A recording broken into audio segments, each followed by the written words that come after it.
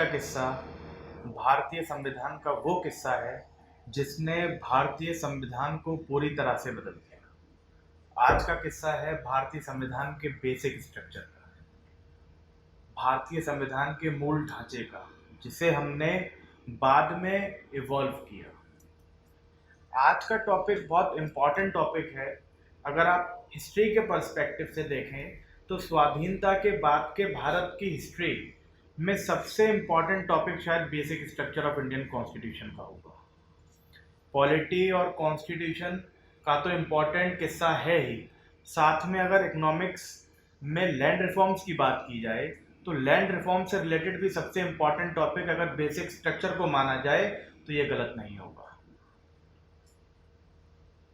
आज हम इस किस्से के बारे में बात करेंगे, इस कि कैसे इस किस्से को हमने 1951 से लेके 1973 तक हुए सुप्रीम कोर्ट और पार्लियामेंट के झगड़े से इवॉल्व किया। साथ के साथ इस किस्से के साथ हम इसके किरदार के बारे में भी बात करेंगे। मैं आपको यहाँ पे एक हल्का सा इंट्रोडक्शन दे दूं कि किस किस किरदार के बारे में हम लोग बात करेंगे। इस किस्से का किरदार होंगी हमारी पूर्व प्रधानमंत्री माननीय इंदिरा गांधी जी, हमारे पहले प्रधानमंत्री रहे पंडित जवाहरलाल नेहरू जी, और सुप्रीम कोर्ट के कुछ जजेस जिसने इस बेसिक स्ट्रक्चर की डॉक्ट्राइन को इवॉल्व करने में अपनी महत्वपूर्ण भूमिका निभाई, और सबसे इम्पोर्टेंट वो वकील जो सरकार के विरोध में और इस संविधान की रक्षा करने के लिए हमेशा खड़े रहे, जिनका नाम नानी पालकीवाला है। इन सारे किरदारों की बात आज मैं इन किस्सों में करूंगा। बेसिक स्ट्रक्चर की पूरी हिस्ट्री को आज हम इस किस्से में देखेंगे कि कैसे सुप्रीम कोर्ट ने कॉन्स्टिट्यूशन के लिए इस किस्से को इस बेसिक स्ट्रक्चर को इवॉल्व किया। ये बेसिक स्ट्रक्चर ये एक ऐसा किस्सा है, ये उस टॉपिक का किस्सा है जिसे आप भारतीय संविधान की धड़कन कहें तो गलत नहीं होगा। इसने संवैधानिक शक्तियों को बदल दिया, इसने पूरी तरह से हमारी राजनैतिक शक्तियों को बदल दिया, और ये सुनिश्चित किया कि अगर इस भारत में किसी का राज चलेगा तो वो है भारत का संविधान। तो आइए आज हम स्टार्ट करते हैं इस टॉपिक को जिसका नाम है basic structure of Indian constitution. उससे पहले मैं आपको भारतीय संविधान के बारे में कुछ बता दूं। भारतीय संविधान वो किताब है, वो धार्मिक किताब है, जैसे हिंदू के लिए भगवत गीता, इस्लाम धर्म के लिए पाक कुरान, क्रिश्चियन धर्म के लिए होली बाइबल, उसी तरह से अगर कोई भारतीय है, कोई भारत का नागरिक है, तो उसकी धार्मिक किताब को अगर भारतीय संविधान कहा जाए तो ये गलत नहीं होगा। अगर कोई भारतीय है तो भारतीय होने के नाते हमें अपने भारत के संविधान की पूजा करनी चाहिए। इस संविधान को अगर हम देखें तो इस संविधान में कई पार्ट्स हैं। जब हमारा संविधान बना तो इसमें 22 पार्ट कॉन्स्टिट्यूशनल मेकर्स ने बनाए, जिसमें से इस किस्से में आज हम मुख्य रूप से 2 पार्ट के बारे में बात करेंगे, पार्ट 3 और पार्ट 4। पार्ट 3 के बारे में बात करेंगे और पार्ट 4 के बारे में बात करेंगे। पार्ट 3 में हमने मूल अधिकारों को रखा, फंडामेंटल राइट्स को रखा। जब हम आज़ाद नहीं हुए थे, जब ब्रिटिश गवर्नमेंट हम पे रूल किया करती थी, तो हम सबसे ज़्यादा परेशान थे उस एब्सोल्यूट पावर से जो ब्रिटिश गवर्नमेंट हम पे इम्पोज करा करती थी। हमारे पे किसी भी प्रकार का कोई भी अधिकार नहीं था जिससे हम उसकी शक्तियों को रेस्ट्रिक्ट कर पाते, उस पर रोक लगा पाते। तो हमने जब हमारी बारी आई अपने संविधान को बनाने की, तो हमने इस चीज़ पे खास तौर से ध्यान रखा कि आने वाले आज़ाद भारत की जो सरकार होगी वो एब्सोल्यूट नहीं होगी। तो उसकी एब्सोल्यूटनेस को ख़त्म करने के लिए हमने इसमें एक अलग से पार्ट डाला, जिस पार्ट का नाम रखा हमने फंडामेंटल राइट्स। इसमें हमने कुछ ऐसे अधिकार, कुछ ऐसे मूल अधिकार डाले जिन्हें सरकार चाहकर भी हमसे ना छीन सके। सरकार की पावर पे कुछ ऐसी रेस्ट्रिक्शंस हों, कुछ ऐसी बंदिशें हों कि वो चाहकर भी इन अधिकारों को यहाँ के नागरिकों से ना ले पाए। ये पार्ट अगर हम देखें तो ये पार्ट आर्टिकल 12 से आर्टिकल 35 तक डील करते हैं। आर्टिकल 12 से अगर आप चलें, 13, 14, 15 और 35 तक चलें तो आर्टिकल 12 से 35 तक मूल अधिकार आपको दिखाई देंगे। और ये जो फोर्थ पार्ट है, इन दोनों पार्टों का जिक्र मैं यहाँ पे इसलिए कर रहा हूँ क्योंकि आगे इस किस्से में इन दोनों पार्ट का बहुत इंपॉर्टेंट रोल आपको नजर आएगा।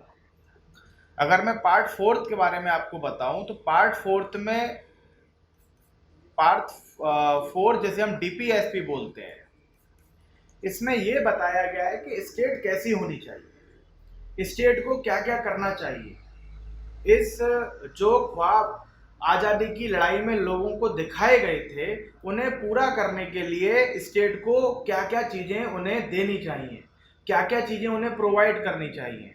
ठीक, मैं एक बात और बता दूं, जब इस संविधान को बनाया जा रहा था, जब कॉन्स्टिट्यूशनल मेकर्स अलग अलग प्रोविजंस को संविधान में डाल रहे थे, तो उन्होंने आपस में एक सहमति करी थी कि हम किसी भी प्रोविजन पे वोटिंग नहीं करेंगे। क्योंकि वोटिंग में होता क्या है, वोटिंग में होता है कुछ लोग कहते हैं हाँ, कुछ लोग कहेंगे ना, तो आपस में मतभेद, वो मतभेद होता है वो वहीं पे दिखाई पड़ता है। जो लोग वोटिंग में हार जाते हैं वो आगे फिर राजनीति करते हैं कि अगली बार हम जीतेंगे, उसके लिए फिर वो अलग अलग पैतरे अपनाएंगे। तो इन्होंने ऐसी व्यवस्था बनाई कि हम किसी भी प्रोविजन पे वोटिंग ना करके हम सर्वसहमति से प्रोविजंस को कॉन्स्टिट्यूशन में डालेंगे। और ऐसा हुआ भी। इन्होंने अगर किसी को अगर आपस में किसी प्रोविजन को लेके अंतर्विरोध होता था तो ये ऐसा तीसरा रास्ता निकाल लेते थे कि उस प्रोविजन पे सबकी सर्वसहमति मिल जाए। तो ये अंतर्विरोध वहां तो खत्म हो गया, पर ये अंतर्विरोध आप कहीं ना कहीं छुपा हुआ इस संविधान में चला गया। वहां तो वोटिंग थी नहीं, वहां तो अपना विरोध आप जाहिर कर नहीं सकते थे। ठीक, किसी ने विरोध किया तो कुछ और मोल्ड कर दिया प्रोविजन में, प्रोविजन को उस तरह से बदल दिया कि सर्व सहमति देनी ही पड़ती थी। ठीक, तो वो जो अंतर विरोध था आपस का, वो कहीं ना कहीं आपको संविधान में दिखाई देगा, और सबसे ज्यादा दिखाई देगा इन दोनों पार्ट्स के बीच में, पार्ट थर्ड और पार्ट फोर्थ के बीच में। मैं एक उदाहरण के साथ आपको बताता हूं कि कैसा अंतर विरोध दिखाई देगा। अगर हम फंडामेंटल राइट की बात करें और उसमें बात करें आर्टिकल 19(1)(f) की, या बात करें आर्टिकल 31, इस दोनों में ही नागरिकों को संपत्ति का अधिकार था, यानी कि राइट टू प्रॉपर्टी था। उस वक्त संपत्ति का अधिकार हर नागरिक के लिए एक मूल अधिकार था।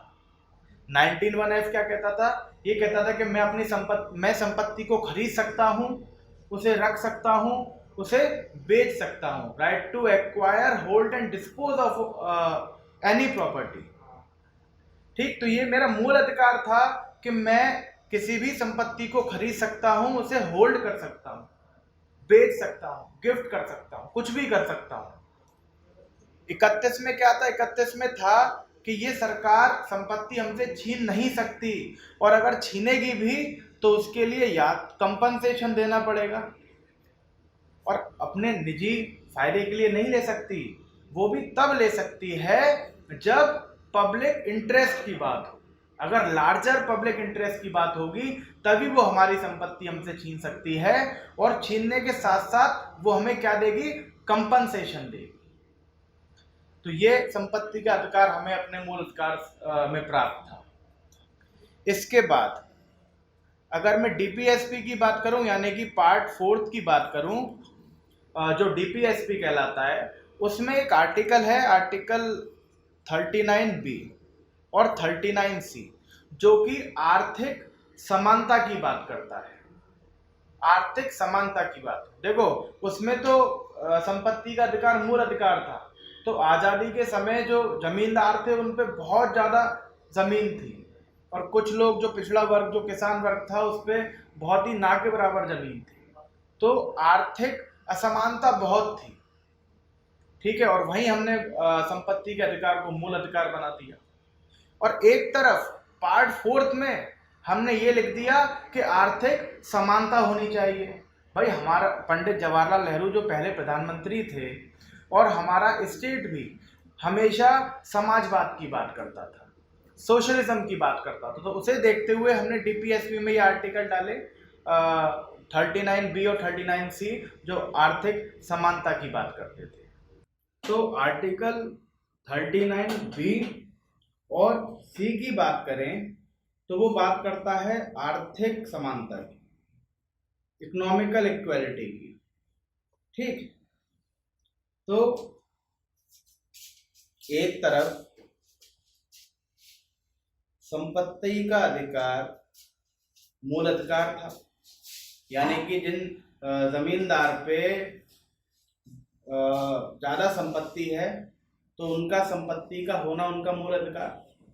और एक तरफ हम बात कर रहे थे आर्थिक समानता के, सरकार क्या करेगी, सरकार स्टेट क्या करेगी, स्टेट इकोनॉमिकल इक्वालिटी लाएगी, ठीक। अब पर जमींदारों से अगर वो संपत्ति लेती नहीं तो गरीबों में बांटती कैसे, ठीक। तो ये अंतर विरोध, ये मतभेद कहीं ना कहीं संविधान में नजर आता है।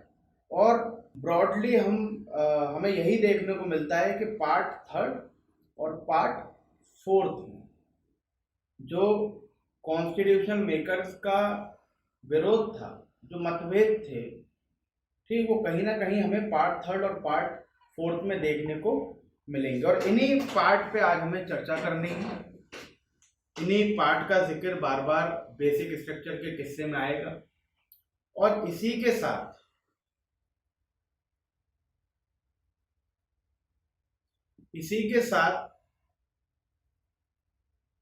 एक पार्ट है, पार्ट 20, जिसमें एक ही आर्टिकल है, केवल आर्टिकल 368। कहीं ना कहीं इसका जिक्र आएगा, ठीक। तो जब हम पार्ट 3 की बात करते हैं, पार्ट 3 में जिसमें फंडामेंटल राइट्स हैं, मूल अधिकार हैं, उसमें आर्टिकल 13 और आर्टिकल 32, आर्टिकल 13 और आर्टिकल 32 को फंडामेंटल राइट्स की प्रोटेक्शन के लिए रखा गया, ठीक। आर्टिकल 32 ये कहता है कि यदि किसी का मूल अधिकार खतरे में होगा, यदि किसी का फंडामेंटल राइट्स वायलेट होगा, खतरे में होगा, तो वो डायरेक्टली सुप्रीम कोर्ट जा सकेगा मदद लेने, उस राइट को, उस अधिकार को इन्फोर्स कराने डायरेक्टली सुप्रीम कोर्ट जा सकेगा। और सुप्रीम कोर्ट इस केस में फंडामेंटल राइट्स को इन्फोर्स कराएगा, फंडामेंटल राइट्स की सुरक्षा करेगा, ठीक। तो और आर्टिकल 13 क्या कहता है, इसे हम अभी थोड़ी देर में जानेंगे। तो ये मतभेद थे, जैसे मैंने बताया कि 19(1)(f) में और आर्टिकल 13(1) में राइट टू प्रॉपर्टी था, डीपीएसपी में इसके बी और सी क्लॉज में इकोनॉमिकल इक्वालिटी की बात थी। तो ये एक मतभेद। दूसरा मतभेद मैं एक और एग्जाम्पल के तौर पे दिखाता हूँ। आर्टिकल 14 और आर्टिकल 15 बात करते हैं इक्वालिटी की, राइट टू इक्वालिटी, ठीक। ये हमारा मूल अधिकार होगा कि हमारे साथ भेदभाव ना किया जाए, ठीक। कुछ ग्राउंड्स पे, जैसे रिलीजन के ग्राउंड पे, जेंडर के ग्राउंड पे, रेस के ग्राउंड पे, इन सारे ग्राउंड्स पे हमारे साथ भेदभाव नहीं करा जाए। बराबरी का अधिकार हमें कहीं ना कहीं आर्टिकल 14 और आर्टिकल 15 में देखने को मिलेगा। बट अगर हम इसी के साथ साथ डीपीएसपी में आर्टिकल 46 को देखें तो ये कहता है कि जितने भी पिछड़े वर्ग के लोग हैं, एससी हैं, एसटी हैं, ओबीसी हैं, वीकर क्लासेस है, अदर वीकर सेक्शन है, उनके लिए स्टेट स्पेशल प्रावधान, स्पेशल प्रोविजन बना सकती है। ठीक, बाकी जनरल लोगों से हटके इनके लिए स्पेशल प्रावधान बना सकती है। तो एक मतभेद ये, एक तरफ बराबरी की बात कर रहा है और उसी संविधान में एक तरफ कह रहा है कि स्टेट को ये करना चाहिए कि जो पिछड़ा वर्ग है उसे स्पेशल प्रोविजंस प्रोवाइड कर देने चाहिए। क्लियर? इसके आगे हम चलते हैं। जवाहरलाल नेहरू पहले इलेक्शन के बाद हमारे प्रधानमंत्री बने। ठीक, उन्होंने 1951 में, देखो इसके पीछे की मैं अगर हिस्ट्री आपको थोड़ी सी बताऊं 1 मिनट में, तो 1948 में गांधी जी जा चुके थे, उनका देहांत हो चुका था, और 1950 में सरदार वल्लभ भाई पटेल की भी मृत्यु हो चुकी थी। तो 1951 में केवल जवाहरलाल नेहरू, जो बड़े नेता उस वक्त हुआ करते थे, उसमें जवाहरलाल नेहरू ही बचे थे। ठीक, और वही हमारे आज़ाद भारत के पहले प्रधानमंत्री भी बने।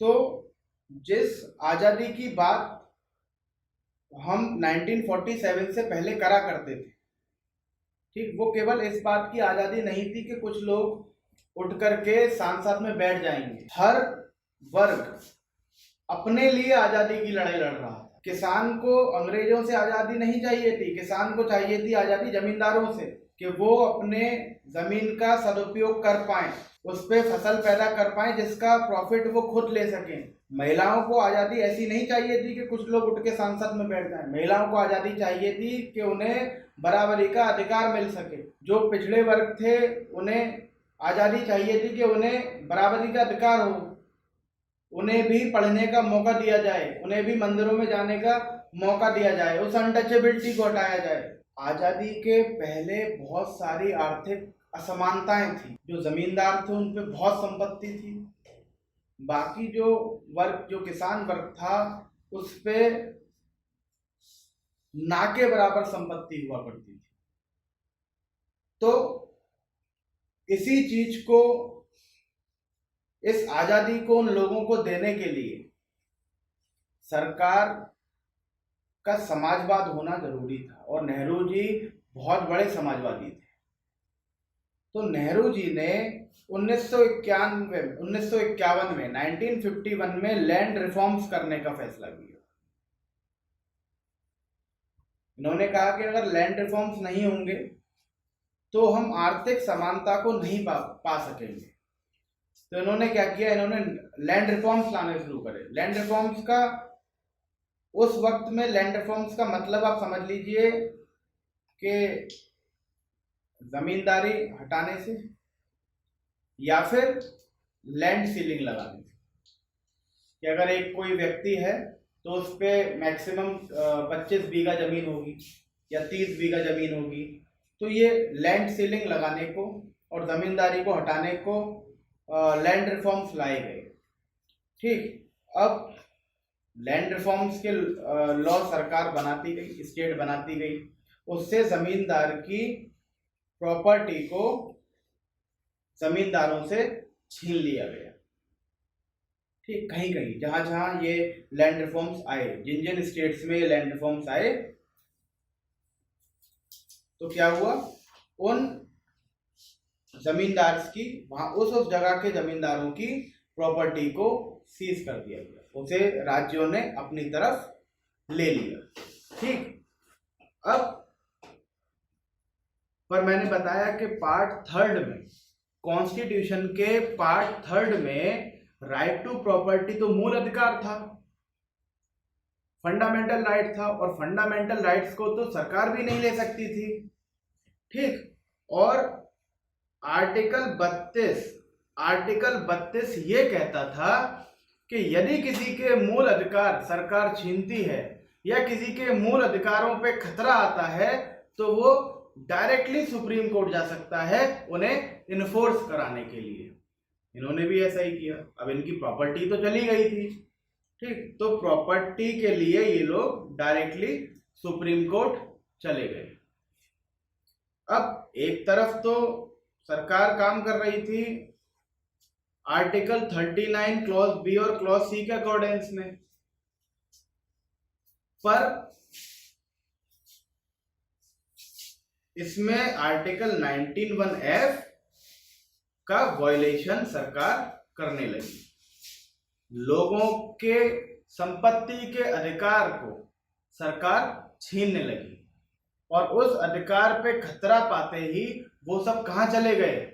सुप्रीम कोर्ट चले गए कि सुप्रीम कोर्ट हमारे इस अधिकार को बचाएगा, क्योंकि आर्टिकल 32 ये खुद कहता था कि अगर किसी के मूल अधिकारों पे खतरा होगा तो उनकी सुरक्षा करने के लिए सुप्रीम कोर्ट मौजूद है। इसी के साथ साथ अब पिछड़ा वर्ग था, ठीक, जो बराबरी नहीं कर पा रहा था, क्योंकि उन्हें अगर आजादी के पहले का सोचा जाए, अगर तब की बात करी जाए तो उन्हें पढ़ने का भी अधिकार नहीं था। तो राज्यों ने क्या करा? सबसे पहले मद्रास ने किया, इसने एजुकेशनल रिफॉर्म्स करे। अब एजुकेशनल रिफॉर्म्स ने उसने कहा कि जितना भी पिछड़ा वर्ग है, जो SC ST जो OBC हैं, उनको रिजर्वेशन मिलना चाहिए। जो एजुकेशनल इंस्टीट्यूशंस हैं उसमें रिजर्वेशन पिछड़े वर्ग को मिलना चाहिए। तो स्टेट तो अपना काम कर रहा था। स्टेट तो आर्टिकल 46 जो DPSP का आर्टिकल था, जो कहता था कि SC ST और OBC के लिए, जो कि एजुकेशनली और इकोनॉमिकली बैकवर्ड क्लास है, उसके लिए सरकार उसे प्रमोट करेगी। तो उस आर्टिकल को प्रमोट करने के लिए स्टेट ने क्या किया? एजुकेशनल रिफॉर्म्स लाए कि जो एजुकेशनल इंस्टीट्यूशन होंगे उन इंस्टीट्यूशन में इन वर्ग को रिजर्वेशन दिया जाएगा, ठीक। तो कहीं ना कहीं ये आर्टिकल 46 को प्रमोट कर रहे थे। बट जो आर्टिकल 14 और आर्टिकल 15 यानी कि पार्ट 3 के जो आर्टिकल्स थे, जो बराबरी की बात करते थे, जो कहते थे कि किसी भी प्रकार का भेदभाव नहीं होगा, इन्हें वायलेट कर रहे थे, ठीक। तो ये भी क्या हुआ? ये भी चैलेंज हो गया। ये लोग भी, जिनके साथ ये भेदभाव, जिन्हें नजर आया कि भैया एक वर्ग को तो रिजर्वेशन मिल रहा है और हमें रिजर्वेशन नहीं मिल रहा, तो कहीं ना कहीं हमारे साथ ये भेदभाव है। तो इस आर्टिकल 14 और आर्टिकल 15 के वायलेशन को लेकर ये लोग कहां चले गए? सुप्रीम कोर्ट चले गए कि अब सुप्रीम कोर्ट इन आर्टिकल्स की सुरक्षा करेगा, क्योंकि पार्ट 3 में आर्टिकल 32 ये बोलता है कि यदि किसी फंडामेंटल राइट का वायलेशन होगा तो पर्सन कहां जा सकता है? डायरेक्टली सुप्रीम कोर्ट जा सकता है उन फंडामेंटल राइट्स को इन्फोर्स कराने के लिए। इस पे एजुकेशनल रिफॉर्म्स पे बहुत फेमस केस भी हुआ फिर, जिस केस में ये चैलेंज करा गया था। जो लॉ फील्ड के हैं उन्होंने तो नाम सुना ही होगा। केस का नाम था चंपक दुराय राजन केस, ठीक। तो इस केस में ये एजुकेशनल रिफॉर्म्स के लिए जो एक्ट बनाया गया था, यही एक्ट चैलेंज किया और सुप्रीम कोर्ट ने इस एक्ट को वॉइड कर दिया, इस एक्ट को अवैध घोषित कर दिया, क्योंकि सुप्रीम कोर्ट ये चाहता था, सुप्रीम कोर्ट कहता था कि भैया हम तो संविधान के हिसाब से काम करेंगे। संविधान में कहा है कि मूल अधिकारों की रक्षा करी जाएगी और सरकार कैसे भी इन मूल अधिकारों को नहीं ले सकती, तो हम संविधान के हिसाब से चलेंगे। और संविधान के हिसाब से चलते हुए उसने इस एक्ट को, जो एक्ट एजुकेशनल रिजर्वेशन दे रहा था, उस एक्ट को वॉइड कर दिया, उस एक्ट को अवैध कर दिया, ठीक। सेम लैंड रिफॉर्म्स में हो रहा था। जो लैंड रिफॉर्म से जिनकी जमीन जा रही थी, जिनकी प्रॉपर्टी जा रही थी, तो वो अपने संपत्ति के अधिकार को बचाने सुप्रीम कोर्ट गए और सुप्रीम कोर्ट ने उनके संपत्ति के अधिकार की रक्षा करी, क्योंकि सुप्रीम कोर्ट का ये मानना था कि हमें संविधान के हिसाब से चलना है और संविधान ये क्लियरली कहता था कि सरकार मूल अधिकारों को ले नहीं सकती और इन मूल अधिकारों की सुरक्षा के लिए सुप्रीम कोर्ट हमेशा मौजूद रहेगी, ये इन फंडामेंटल राइट्स को बचाएगी। इसके बाद तो अब तो समाजवादी थे नेहरू जी, अब फंस गए। अब वो लैंड रिफॉर्म्स करते तो लोग अपने आर्टिकल 19(1)(f) और आर्टिकल 31 यानी संपत्ति के अधिकार का वायलेशन दिखा के सुप्रीम कोर्ट चले जाते और सुप्रीम कोर्ट था गारंटर ऑफ फंडामेंटल राइट, वो फंडामेंटल राइट को बचा रहा था क्योंकि संविधान ऐसा कहता था कि मूल अधिकार को आपको बचाना है। वो उन सारे एक्ट्स को अवैध कर देता, वॉइड कर देता। तो नेहरू जी वो नहीं कर पा रहे थे जो उन्हें एक समाजवादी होते हुए करना चाहिए था। ऐसे ही एजुकेशनल रिफॉर्म्स में हो रहा था, एजुकेशनल रिजर्वेशन दिए जाते, जो एक्ट एजुकेशन में रिजर्वेशन देता उस एक्ट को सुप्रीम कोर्ट वॉइड कर देता, अवैध कर देता, क्योंकि वो आर्टिकल 14 और आर्टिकल 15 के वायलेशन में होते थे।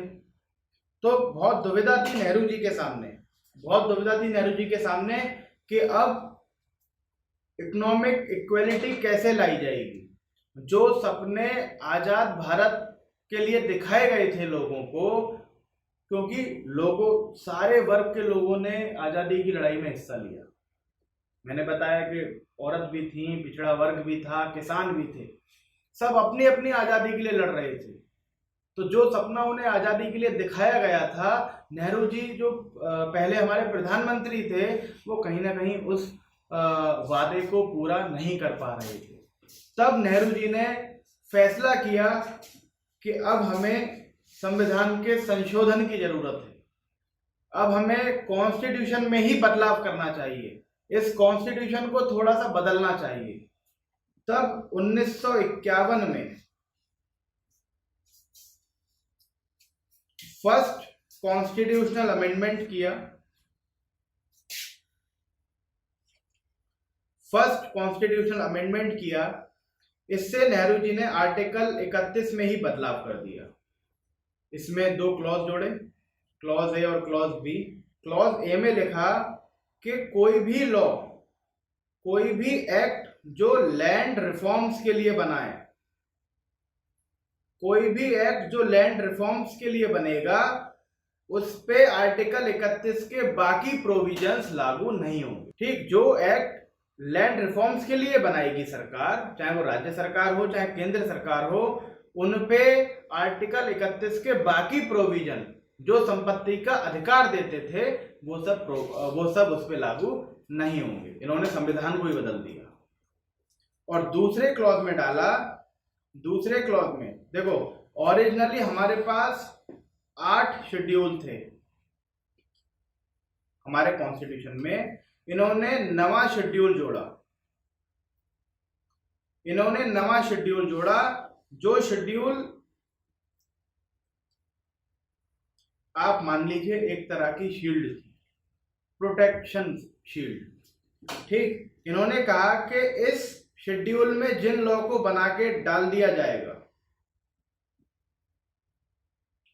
उस पे सुप्रीम कोर्ट या हाई कोर्ट, सुप्रीम कोर्ट या हाई कोर्ट इंटरफेयर नहीं कर पाएंगे, उस पे जुडिशियल रिव्यू नहीं कर पाएंगे। जुडिशियल रिव्यू क्या होता है?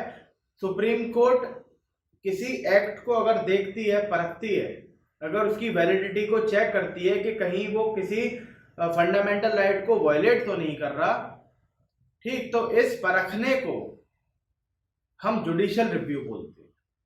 तो नेहरू जी ने जो अमेंडमेंट किया पहला, उसमें 9th शेड्यूल ऐड किया, संविधान में नवा शेड्यूल ऐड किया और कहा कि इस शेड्यूल में जितने भी एक्ट बना के डाल दिए जाएंगे उन एक्ट पे जुडिशियल रिव्यू काम नहीं करेगा, उन एक्ट्स में सुप्रीम कोर्ट और हाई कोर्ट इंटरफेयर नहीं कर पाएंगे। क्लियर है इतना? तो अब नेहरू जी ने अमेंडमेंट कर दिया। अब नेहरू जी ने दोबारा लैंड रिफॉर्म्स करने स्टार्ट किए। लैंड रिफॉर्म्स के लिए नए नए एक्ट बनाने स्टार्ट किए, और एक्ट बनाते, एक्ट से जमींदारों की जमीन जाती और उनका संपत्ति का अधिकार छिनता उनसे। वो अपने संपत्ति के अधिकार को लेके दोबारा सुप्रीम कोर्ट जाते। ठीक, बट जिस एक्ट से उनके संपत्ति के अधिकार को छीना जा रहा था, वो सारे एक्ट नेहरू जी किस में डालते जा रहे थे? 9th शेड्यूल, जो उन्होंने फर्स्ट अमेंडमेंट करके संविधान में जोड़ दिया था और कह दिया था कि जो एक्ट इस 9th शेड्यूल में चला जाएगा उसमें सुप्रीम कोर्ट और हाई कोर्ट कुछ नहीं कर पाएगा। तो लैंड रिफॉर्म के जितने भी लॉ बनाते 9th शेड्यूल में डाल देते। ठीक, और वो उस लॉ से जिनकी जमीनें जाती, जिनका संपत्ति का अधिकार जाता, वो सब सुप्रीम कोर्ट जाते।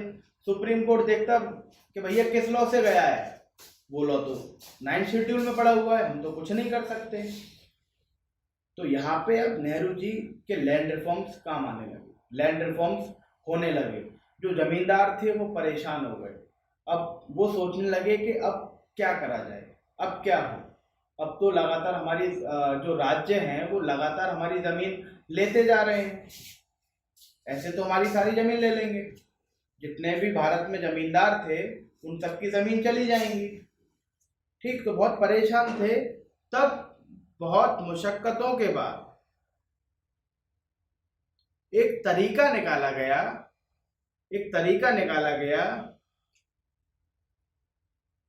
इन्होंने कहा कि आपका जो फंडामेंटल राइट जा रहा है वो किसी लॉ से नहीं जा रहा। अगर आप देखें कि वो इनडायरेक्टली किससे जा रहा है, उस पहले कॉन्स्टिट्यूशनल अमेंडमेंट से जो नेहरू जी ने किया था 9th शेड्यूल को ऐड करने के लिए। अभी इस लॉ से फंडामेंटल नहीं जा रहा, इस लॉ से फंडामेंटल राइट नहीं जा रहा, क्योंकि ये लॉ तो प्रोटेक्टेड है, इसका हम कुछ कर नहीं सकते। बट ये प्रोटेक्ट हो किससे रहा है? ये प्रोटेक्ट हो रहा है फर्स्ट कॉन्स्टिट्यूशनल अमेंडमेंट से, जिसने 9th शेड्यूल को जन्म दिया। तो इनडायरेक्टली अगर देखा जाए तो फंडामेंटल राइट को ले कौन रहा है? First constitutional amendment.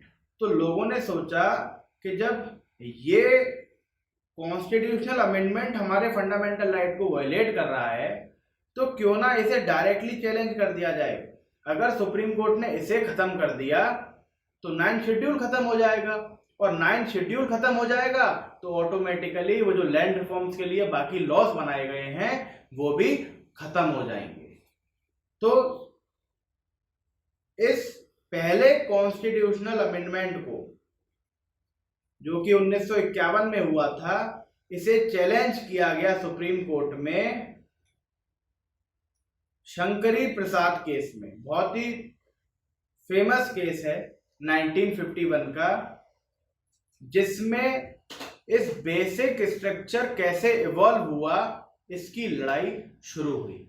तो शंकरी प्रसाद में फर्स्ट कॉन्स्टिट्यूशनल अमेंडमेंट को ही चैलेंज कर दिया गया। इसमें पहले कॉन्स्टिट्यूशनल अमेंडमेंट को ही चैलेंज कर दिया गया और कहा कि सुप्रीम कोर्ट इस कॉन्स्टिट्यूशनल अमेंडमेंट को ही खत्म कर दे, इस कॉन्स्टिट्यूशनल अमेंडमेंट को ही खत्म कर दे, जिससे इनडायरेक्टली हमारे फंडामेंटल राइट को वायलेट किया जा रहा है। अब इस शंकरी प्रसाद को समझने के लिए या इस शंकरी प्रसाद से आगे बढ़ने के लिए दो आर्टिकल को समझना बहुत जरूरी है। तो इस केस को स्टार्ट करने से पहले मैं आपको इन दोनों आर्टिकल की तरफ ले जाता हूं, जो इन सारे केसेस में, आगे सारे केसेस में मुख्य भूमिका निभाएंगे। वो आर्टिकल थे आर्टिकल 13 और आर्टिकल 368। अब हमें इन दोनों आर्टिकल को समझना है। अगर इन दोनों आर्टिकल के कॉन्फ्लिक्ट को समझ गए तो ये पूरी वीडियो आपके लिए बहुत ज्यादा आसान होने वाली है, बहुत ज्यादा आसान और बहुत ज्यादा रोचक हो जाएगी। तो बहुत ध्यान लगा के 2 मिनट में बस आप इन दोनों आर्टिकल्स को समझ लीजिए। उसके बाद हम कहानी स्टार्ट करेंगे बेसिक स्ट्रक्चर की शंकरी प्रसाद केस से, जो पहला केस था उस लड़ाई का, जिस लड़ाई के बाद बेसिक स्ट्रक्चर को इवॉल्व करा गया। आर्टिकल 13 और आर्टिकल 368 368। आर्टिकल 13 कॉन्स्टिट्यूशन के पार्ट 3 में फॉल करता है, जिस पार्ट में मूल अधिकारों को रखा गया था।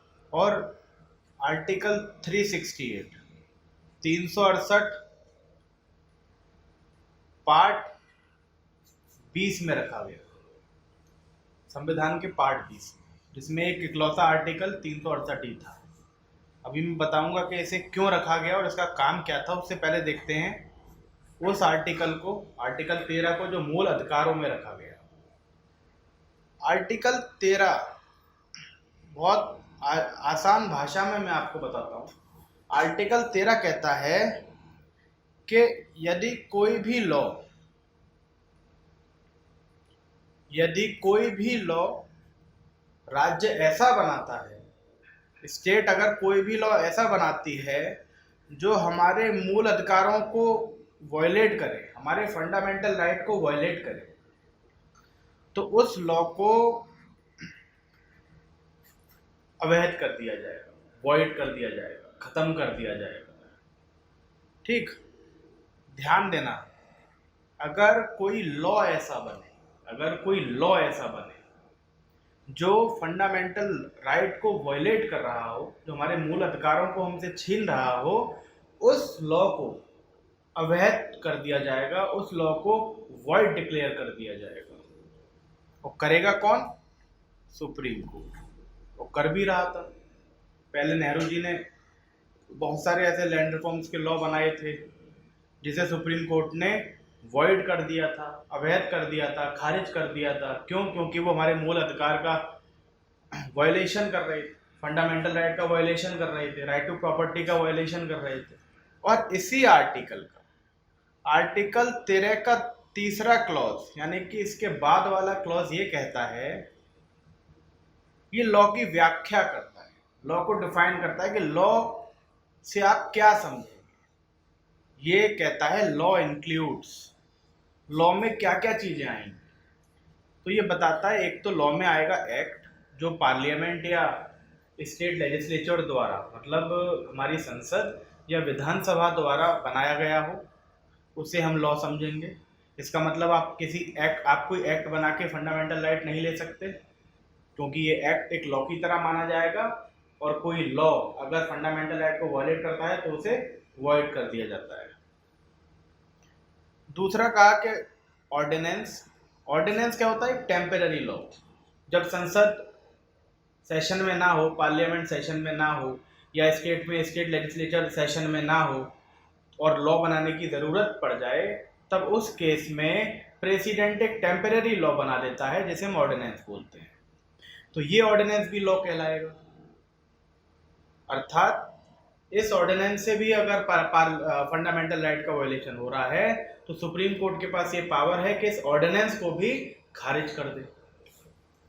उसके बाद कहा कि रूल्स, गवर्नमेंट के बनाए हुए रूल्स, उसके बनाए हुए रेगुलेशंस, उसके बनाए हुए बाई लॉज, ये सब लॉ में आएंगे। बट इस लिस्ट में कहीं भी कॉन्स्टिट्यूशनल अमेंडमेंट एक्ट का नाम नहीं था। अब ये क्या होता है, ये मैं बताता हूं आर्टिकल 368 समझा के।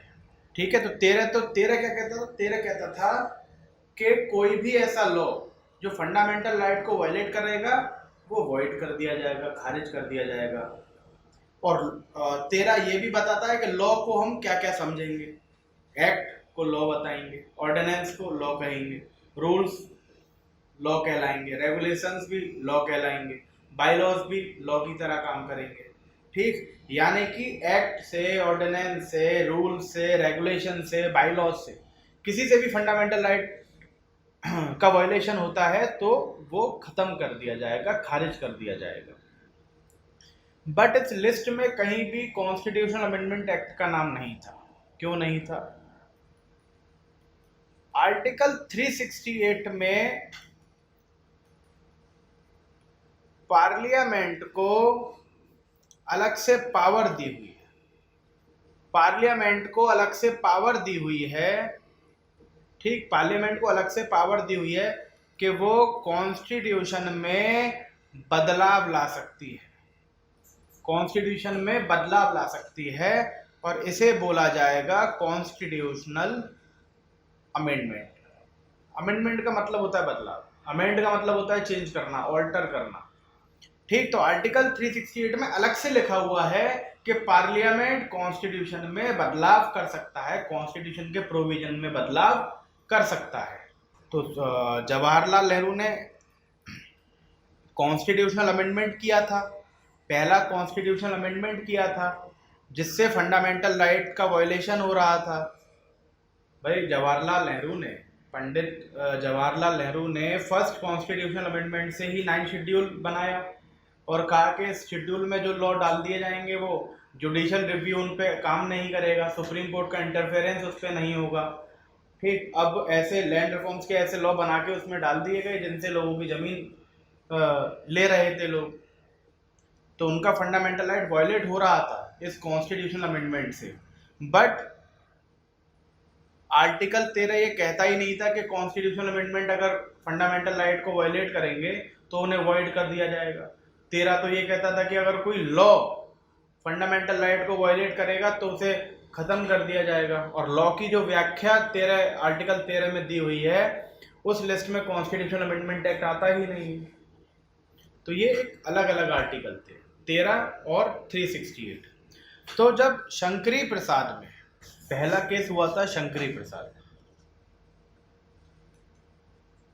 जिसमें इस पहले कॉन्स्टिट्यूशनल अमेंडमेंट एक्ट को जो 1951 में पंडित जवाहरलाल नेहरू लेकर आए थे, जिससे 9 शेड्यूल को ऐड किया था, इस अमेंडमेंट को चैलेंज कर दिया शंकरी प्रसाद केस में। ठीक, अब इसमें शंकरी प्रसाद का कहना था, मतलब उसके जो पिटिशनर थे उसका कहना था, शंकरी प्रसाद का, कि ये कॉन्स्टिट्यूशनल अमेंडमेंट एक्ट जो है, भाई आर्टिकल 13 कहता है, आर्टिकल 13 इंक्लूड्स का मतलब है कि ये भी आएंगे, मतलब और भी चीज़ें इसमें आ सकती हैं। तो उसका कहना था कि कॉन्स्टिट्यूशनल अमेंडमेंट एक्ट भी तो एक एक्ट है, ये भी तो पार्लियामेंट पास कर रही है, इसके लिए भी तो वोटिंग की जा रही है। जैसे एक ऑर्डिनरी एक्ट को पास करती है पार्लियामेंट, ऐसे ही तो ये कॉन्स्टिट्यूशनल अमेंडमेंट एक्ट को पास कर रही है, ये भी तो एक एक्ट है, तो इसे भी लॉ मानना चाहिए। मतलब जो अमेंडमेंट एक्ट 368 से हो रहा है, जो अमेंडमेंट पार्लियामेंट 368 आर्टिकल में कर रही है, इसे भी लॉ मानना चाहिए, क्योंकि ये भी एक्ट है, एक नॉर्मल एक्ट की तरह ये भी एक एक्ट है, ये भी पार्लियामेंट द्वारा पास हुआ है, इसीलिए इसे वॉइड कर देना चाहिए। फंडामेंटल राइट को वायलेट तो कर ही रहा था, उनके संपत्ति के अधिकार को वायलेट तो कर ही रहा था। ठीक, बस पेज कहाँ टकरा था? पेज इसमें ये था कि आर्टिकल 13 से आर्टिकल 368 अलग है या नहीं। क्या आर्टिकल 368 में जो कॉन्स्टिट्यूशनल अमेंडमेंट हो रहा है, क्या वो लॉ माना जाएगा? आर्टिकल 13 में जो लॉ की व्याख्या है, क्या उसके तहत लॉ माना जाएगा, या 13 वाले लॉ से 368 वाला अमेंडमेंट अलग रहेगा? क्योंकि अगर वो 13 वाला ही लॉ माना जाता तो वो फंडामेंटल राइट को वायलेट करने पर वॉइड हो जाता, खत्म हो सकता था। बट अगर वो 13 वाला लॉ नहीं माना जाता तो ऐसा कहीं भी प्रोविजन कॉन्स्टिट्यूशन में और नहीं था जो कॉन्स्टिट्यूशनल अमेंडमेंट को खत्म कर सके। ठीक, तो लड़ाई क्या थी? लड़ाई थी कि क्या 13 में, अगर डायग्राम के माध्यम से समझें तो ये आर्टिकल 13 है, तो क्या आर्टिकल 368 इस आर्टिकल 13 में फॉल करेगा, या फिर आर्टिकल 13 अलग है और आर्टिकल 368 अलग है? तो दो प्रोविजन, दो इंटरप्रिटेशन हो सकते थे कि या तो 368 का जो एक्ट है, जो कॉन्स्टिट्यूशनल अमेंडमेंट एक्ट है, वो उसको वही एक्ट माना जाता जो आर्टिकल 13 में लॉ की डेफिनेशन में दिया हुआ था, तब तो उसे हम वॉइड कर सकते थे, सुप्रीम कोर्ट वॉइड कर सकता था on the ground of violation of fundamental right. और दूसरा इंटरप्रिटेशन था कि उसे 13 के लॉ को अलग माना जाता और इसके एक्ट को अलग माना जाता, कॉन्स्टिट्यूशनल अमेंडमेंट एक्ट को अलग माना जाता। इस केस में इसे सुप्रीम कोर्ट वॉइड नहीं कर सकती थी। ठीक, तो शंकरी प्रसाद ने जो आर्ग्यूमेंट दिए, शंकरी प्रसाद बोले कि ये कॉन्स्टिट्यूशनल अमेंडमेंट एक्ट भी तो एक एक्ट है, जो आर्टिकल 13 के तीसरे क्लॉज में लॉ की व्याख्या दी हुई है, उसमें ये लिखा है कि एक्ट को लॉ माना जाएगा, तो ये भी तो एक एक्ट है, इसे भी तो पार्लियामेंट पास कर रही है। उधर सरकार का क्या कहना था? सरकार कह रही थी कि ये एक्ट जो आर्टिकल 13 का एक्ट है और जो कॉन्स्टिट्यूशनल अमेंडमेंट एक्ट है 368 का, ये दोनों अलग अलग हैं, क्योंकि उस एक्ट को तो सिंपल मेजॉरिटी से पास करा जा सकता है, यानी कि आम बहुमत से पास करा जा सकता है, पर कॉन्स्टिट्यूशनल अमेंडमेंट करने के लिए, कॉन्स्टिट्यूशन में बदलाव लाने के लिए हमें 368 में एक्ट पास करना पड़ता है, जो आम बहुमत से नहीं होता, जिसके लिए विशेष बहुमत की जरूरत पड़ती है, यानी कि स्पेशल मेजॉरिटी चाहिए आर्टिकल 368 में एक्ट पास करने के लिए, यानी कि कॉन्स्टिट्यूशनल अमेंडमेंट एक्ट पास करने के लिए स्पेशल मेजॉरिटी चाहिए, और एक ऑर्डिनरी एक्ट पास करने के लिए जिसकी व्याख्या आर्टिकल 13 में दी हुई है, उसके लिए आम बहुमत चाहिए, सिंपल मेजॉरिटी चाहिए। तो एक कैसे हो जाएंगे? ठीक, तो अब ये दोनों का आर्ग्यूमेंट्स थे। जजमेंट देने से पहले इस शंकरी प्रसाद केस में सुप्रीम कोर्ट ने जो जजमेंट दिया, उससे पहले मैं आपको एक बात बता देना चाहता हूँ कि, और ये दुनिया की रीत भी रही है, आप वर्ल्ड हिस्ट्री उठा के देखेंगे तो आपको नजर आएगा कि जब एक पावर बहुत ज़्यादा स्ट्रांग होती है तो उसके सामने खड़ी हुई पावर ऑटोमेटिकली विनम्र हो जाती है। ठीक, वो सॉफ्ट हो जाती है, वो कमज़ोर हो जाती है। जैसे अगर इसका उदाहरण मैं दूं तो अगर प्रधानमंत्री बहुत ज़्यादा ताकतवर हो, जैसे नरेंद्र मोदी जी बहुत ज़्यादा ताकतवर प्रधानमंत्री माने जा रहे हैं, तो राष्ट्रपति विनम्र हो जाते हैं, सारे गवर्नर विनम्र हो जाते हैं। ठीक, अगर प्रधानमंत्री बहुत ज़्यादा ताकतवर हो तो सुप्रीम कोर्ट विनम्र हो जाती है, कमज़ोर हो जाती है। ठीक, उसी तरह से अगर प्रधानमंत्री बहुत ज़्यादा विनम्र हो, उतने ताकतवर ना हो, उतनी मेजॉरिटी ना लेके आए हों लोकसभा में, तो प्रेसिडेंट ताकतवर हो जाता है, गवर्नर ताकतवर हो जाते हैं, सुप्रीम कोर्ट उस वक्त ताकतवर हो जाती है। तो ये रीत है, आप वर्ल्ड हिस्ट्री उठा के देखेंगे तो वहाँ भी आपको ये नज़र आएगा कि जब एक पावर स्ट्रांग होती है दूसरी अपने आप वीक हो जाएगी। इस वक्त की अगर बात करें, 1951 की बात करें, तो वहाँ पे जवाहरलाल नेहरू एक बहुत ताकतवर प्रधानमंत्री थे। लोकसभा और राज्यसभा में बहुत बहुमत से आए थे।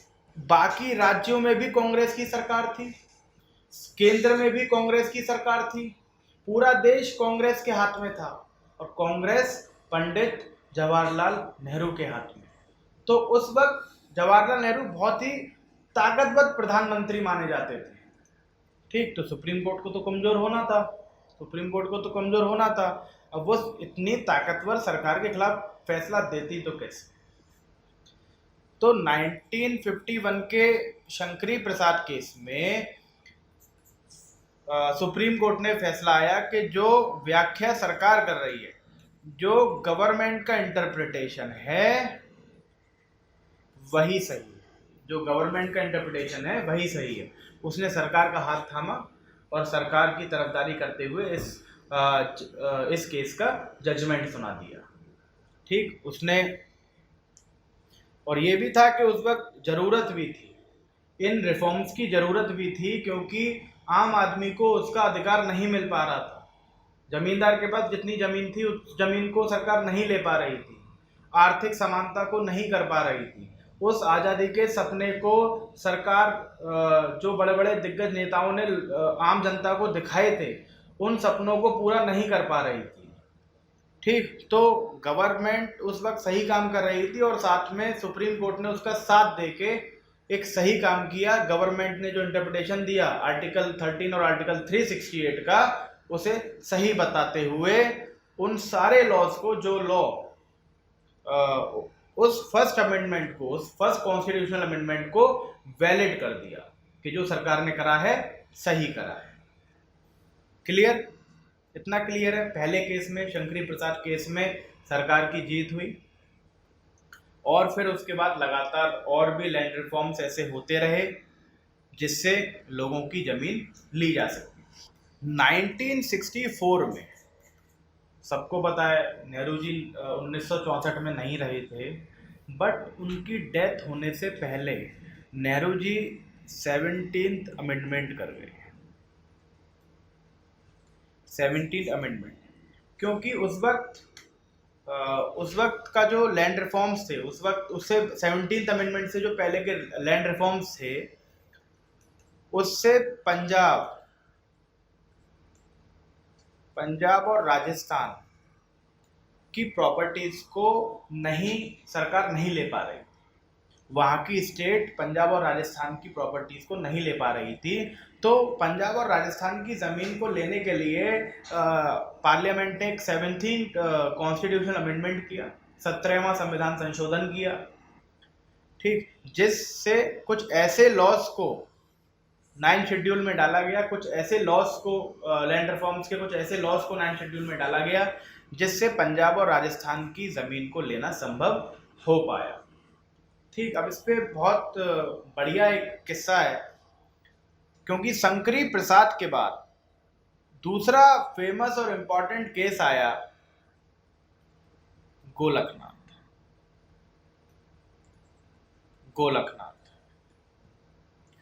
Golaknath versus State of Punjab.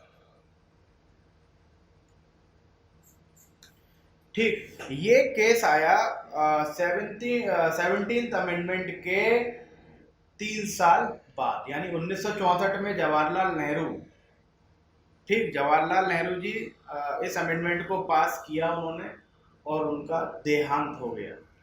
उसके बाद स्टेट पंजाब और राजस्थान की जो स्टेट थी वो उन लैंड रिफॉर्म्स के सहारे से वहाँ की ज़मीनें हड़प रही थी, मतलब ले रही थी। ठीक, तो उसके बाद एक केस हुआ 1967 में। 1967 में एक केस हुआ जिसका नाम था Golaknath versus State of Punjab.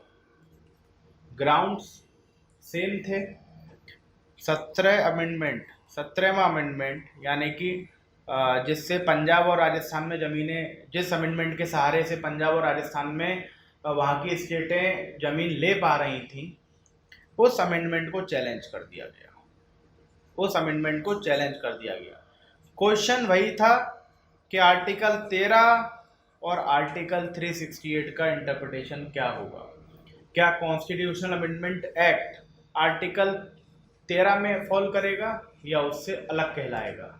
क्या आर्टिकल 13 में दिए हुए लॉ का मतलब कॉन्स्टिट्यूशनल अमेंडमेंट एक्ट भी होगा, या फिर आर्टिकल 13 में दिए हुए लॉ और कॉन्स्टिट्यूशनल अमेंडमेंट एक्ट को अलग अलग समझा जाएगा? बट 1967 में इस केस में कुछ ऐसा हुआ जिससे सारी राजनीति, सारे जो जितनी भी ये चीज़ें चल रही थी, जितने भी रिफॉर्म्स चल रहे थे, वो सारी चीज़ें पलट गई। कुछ ऐसा हुआ, पर हुआ क्या? सुप्रीम कोर्ट ने अपने पुराने जजमेंट को ओवर रूल कर दिया। जो जितने भी पुराने जजमेंट थे जिसमें सुप्रीम कोर्ट ने ये कह रखा था कि आर्टिकल 13 और आर्टिकल 368 दोनों अलग अलग हैं और सरकार कॉन्स्टिट्यूशनल अमेंडमेंट एक्ट करके फंडामेंटल राइट्स को ले सकती है, क्योंकि कॉन्स्टिट्यूशनल अमेंडमेंट एक्ट आर्टिकल 13 में दिए हुए लॉ में फॉल नहीं करेगा। उन सारे जजमेंट्स को सुप्रीम कोर्ट ने ओवर रूल्ड कर दिया। Supreme Court overrule its previous judgments. जो जजमेंट शंकरी प्रसाद में दिया, फिर जो जजमेंट सज्जन सिंह ने दिया, वो उन सबको ओवर रूल कर दिया। और क्या कहा उन्होंने? कहा कि जो आर्टिकल 13 का गोला है उसी में आर्टिकल 368 का गोला आएगा। मतलब आर्टिकल 368 से होने वाला कॉन्स्टिट्यूशन अमेंडमेंट एक्ट आर्टिकल 13 में दिए हुए लॉ ही माना जाएगा, आर्टिकल 13 में दिया हुआ लॉ ही माना जाएगा। ठीक, अब चीजें बिल्कुल बदल गई। हाँ, एक व्यवस्था सुप्रीम कोर्ट ने जरूर करी गवर्नमेंट के फेवर में कि उन्होंने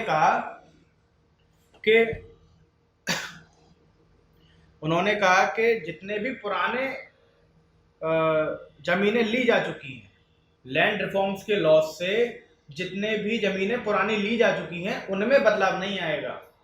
ठीक है, मतलब ये पीछे से लागू नहीं होगा, ये जिस दिन से हम जजमेंट दे रहे हैं उसी दिन से ये रूल लागू होगा कि अब से कॉन्स्टिट्यूशन अमेंडमेंट करके भी किसी का अधिकार, मूल अधिकार नहीं छीना जाएगा। मतलब कॉन्स्टिट्यूशन अमेंडमेंट एक्ट भी आर्टिकल 13 में ही फॉल करेगा। यहाँ पे सुप्रीम कोर्ट ने पूरी तरह से उल्टी व्याख्या कर दी थी, अपने सारे पुराने जजमेंट को बदल दिया था और एक नया जजमेंट के साथ इस केस के जजमेंट को उसने सुनाया कि आर्टिकल 368 भी आर्टिकल 13 में ही फॉल करेगा, वो आर्टिकल 13 में दिए हुए लॉ से अलग नहीं है। ठीक, इसके मैं एक बता भी देता हूँ कि इसमें हुआ क्या था। इसमें केस में दो भाई थे, ठीक, जिनका नाम था विलियम गोलकनाथ और हेनरी गोलकनाथ। ठीक, ये काल्पनिक नाम नहीं है, सुनने में जरूर लगेंगे आपको काल्पनिक से नाम, बट ये एक्चुअल में उनके नाम थे। हेनरी गोलकनाथ और विलियम गोलकनाथ, ये दो भाई थे और एक जगह है जलंधर वहाँ की। तो वहाँ पे इन लोगों के पास बहुत ज़मीन थी, अप्रोक्स 500 एकड़ ज़मीन थी। तो वहाँ पे जो 17 अमेंडमेंट सरकार ने किया था, उसके तहत पंजाब स्टेट ने एक लॉ बनाया कि जिसपे मतलब जिस परिवार में एक से ज़्यादा भाई हैं उनके परिवार में हर भाई पे 30 एकड़ से ज़्यादा ज़मीन नहीं हो सकती। ठीक, तो इनकी सारी ज़मीन बाकी छीन ली गई।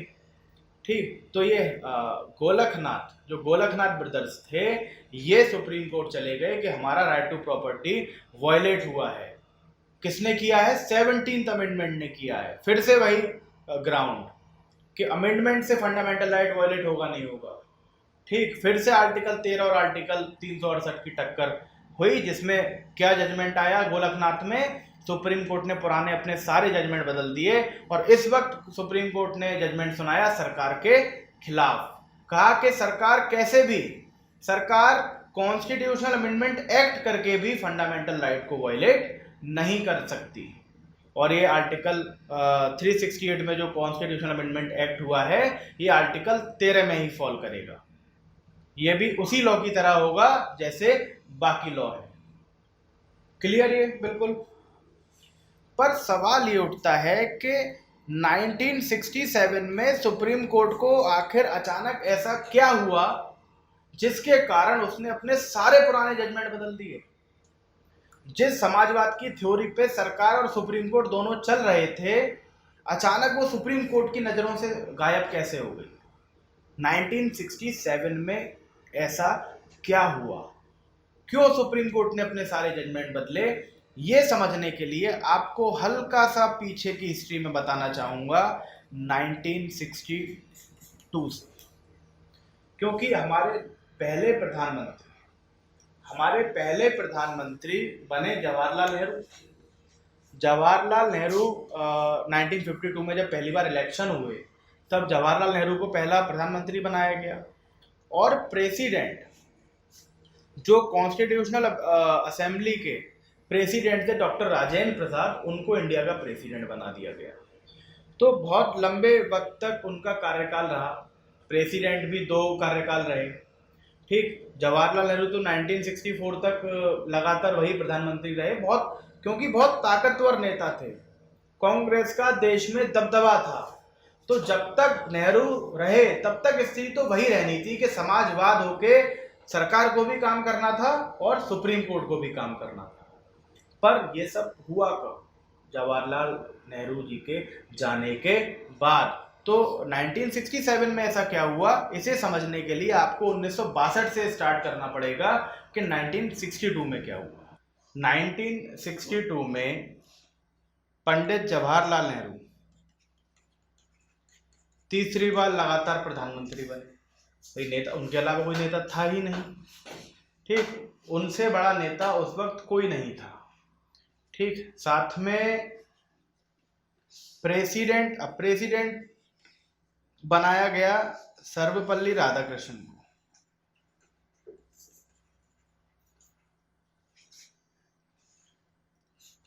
ये थर्ड प्रेसिडेंट थे, वैसे सेकंड थे क्योंकि पहले 2 टर्म डॉक्टर राजेंद्र प्रसाद रहे थे। ठीक, तो पंडित जवाहरलाल नेहरू जब तीसरी बार प्रधानमंत्री बने तो उनके साथ प्रेसिडेंट बने सर्वपल्ली राधाकृष्णन। तो ये हुआ 1962 में। 1964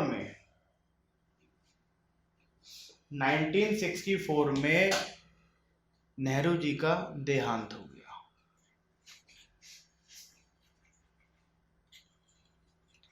असली परेशानी स्टार्ट हुई नेहरू जी के देहांत से। जब नेहरू जी मरे तो सबके सामने एक प्रश्न था कि अब प्रधानमंत्री कौन बनेगा। कोई भी चेहरा, क्योंकि सब नेहरू के अलावा किसी के पास ऑप्शन था ही नहीं। नेहरू के अलावा कभी किसी ने सोचा नहीं था कि कोई प्रधानमंत्री के रूप में किसी और को देखा जा सके। सरदार वल्लभ भाई पटेल थे जो ऐसे नेता थे जो पंडित नेहरू को टक्कर दे सके, बट वो 1950 में ही जा चुके थे। तो नेहरू जी के बाद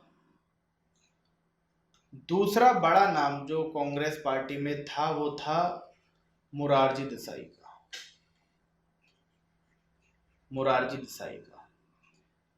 पर एक नाम जिसे कोई नहीं भूल सकता कांग्रेस के इतिहास में, वो नाम था के कामराज का।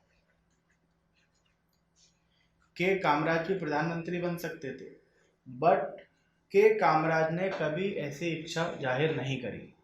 उनका मानना था कि राजा बनने से अच्छा है किंग मेकर बनना। वो हमेशा किंग मेकर रहे।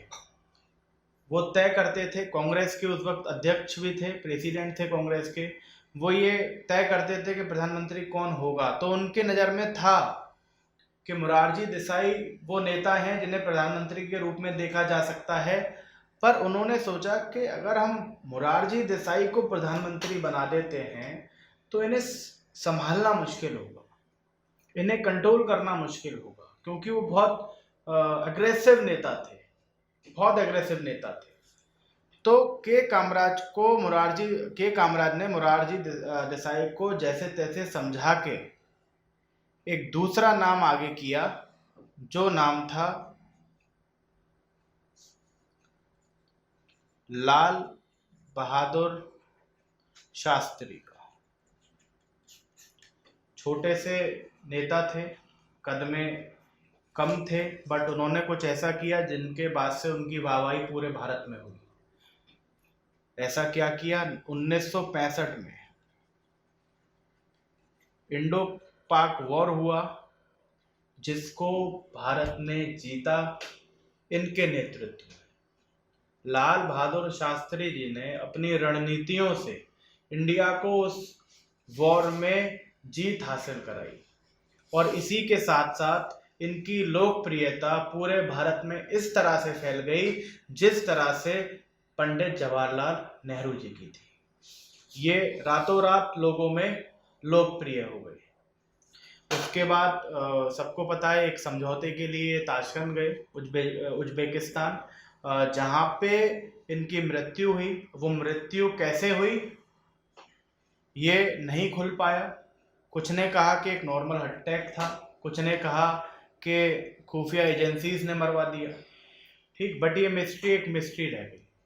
उसके बाद अगली ही साल ये कठिनाई भरा सफर था भारत के लिए।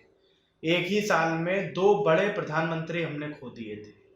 अब कांग्रेस के सामने फिर से एक प्रश्न था कि अब प्रधानमंत्री किसे बनाया जाए। अब फिर से मोरारजी देसाई का नाम सामने आने लगा, क्योंकि कोई नेता था ही नहीं, कोई बड़ा नेता और था ही नहीं।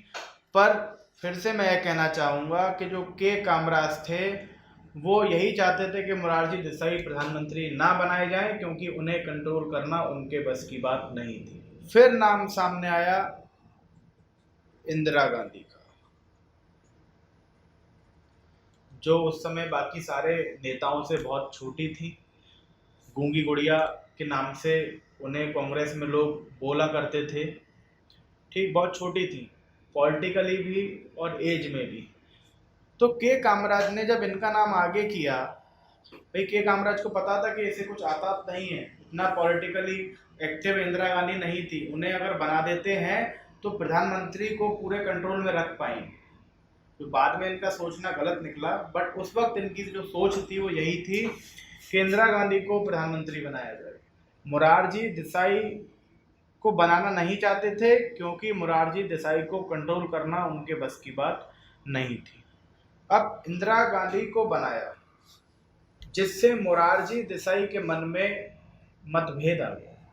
भाई पहली बार तो वो मान गए थे, चलो कोई बात नहीं, लाल बहादुर शास्त्री को बना दिया गया। बट दूसरी बार जब उन्हें ये मौका मिला, तब वो किसी भी तरह से हार नहीं मानना चाह रहे थे। फिर एक इंटरनल इलेक्शन कांग्रेस में कराया गया, जिसमें के कामराज, जो कि किंग मेकर कहलाते हैं, उन्होंने कुछ ना कुछ करके इंदिरा गांधी को फिर से पीएम बना दिया। कांग्रेस में जो इंटरनल वोटिंग हुई, उसमें लगभग सारे वोट इंदिरा गांधी की तरफ मोल्ड करा दिए। ठीक, तो इंदिरा गांधी 1966 में हमारे भारत की प्रधानमंत्री बनी। ठीक, नेहरू के बाद लाल बहादुर शास्त्री के बाद इंदिरा गांधी को पीएम बनाया गया। इन 2 साल के बीच जो एक बड़ा नेता जिसे बार बार हारना पड़ रहा था अपनी ही पार्टी में, वो थे मोरारजी देसाई। इस मतभेद को लेके कांग्रेस पार्टी में अंदर से 2 फाड़ हो गए। ठीक, 2 डिवीजन हो गए अंदर ही अंदर। वो क्या थे? 1960 अब मतभेद हो गए थे। अब कांग्रेस वैसी नहीं रही थी जैसी जवाहरलाल नेहरू के टाइम में थी। अब यहाँ पे मोरारजी देसाई अलग होना चाहते थे। मोरारजी देसाई मुखालफत कर रहे थे कांग्रेस के होने के बावजूद। जब 1967 में इलेक्शन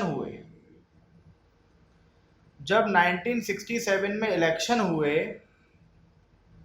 तो जो कांग्रेस भारी बहुमतों से जीता करती थी जवाहरलाल नेहरू के टाइम पे, उस कांग्रेस को केवल 283 वोट मिले। केवल 283 वोट। कांग्रेस, बहुमत तो थी कांग्रेस के पास, पर इतनी बहुमत नहीं थी कि वो एक शक्तिशाली पार्टी साबित हो पाती, एक पावरफुल पार्टी की तरह काम कर पाती। ठीक, ये 1967 के इलेक्शन में हुआ, जब इंदिरा गांधी को पीएम बनाया गया, क्योंकि कांग्रेस में मतभेद चल रहे थे और उन मतभेद का असर सीधे सीधे कांग्रेस पे पड़ा और कांग्रेस की सीट घटके 283 पे आ गई। अब कांग्रेस कमजोर, पॉलिटिकल पार्टी कमजोर, जो पॉलिटिकल पार्टी रूल कर रही है भारत पे वो कमजोर, उसका प्रधानमंत्री कमजोर। जब लोकसभा में इतनी सीट ना आए तो प्रधानमंत्री उतना शक्तिशाली नहीं रह जाता। और मैंने एक रीत आपको बताई थी पहले कि प्रधानमंत्री कमजोर तो प्रेसिडेंट ताकतवर, प्रधानमंत्री कमजोर तो सुप्रीम कोर्ट ताकतवर, और प्रधानमंत्री ताकतवर तो सुप्रीम कोर्ट कमजोर।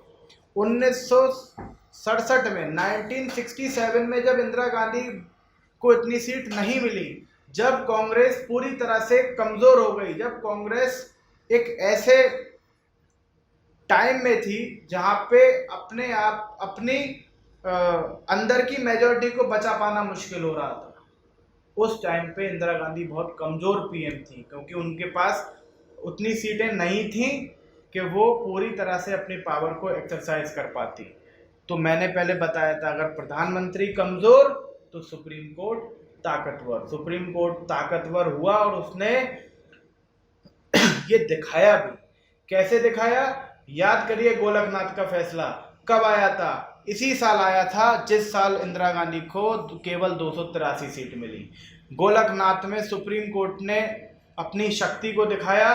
पुराने जितने भी अपने जजमेंट जो गवर्नमेंट के फेवर में दिए हुए थे, उन सारे जजमेंट को ओवर रूल करके और गवर्नमेंट के खिलाफ जजमेंट दे दिया।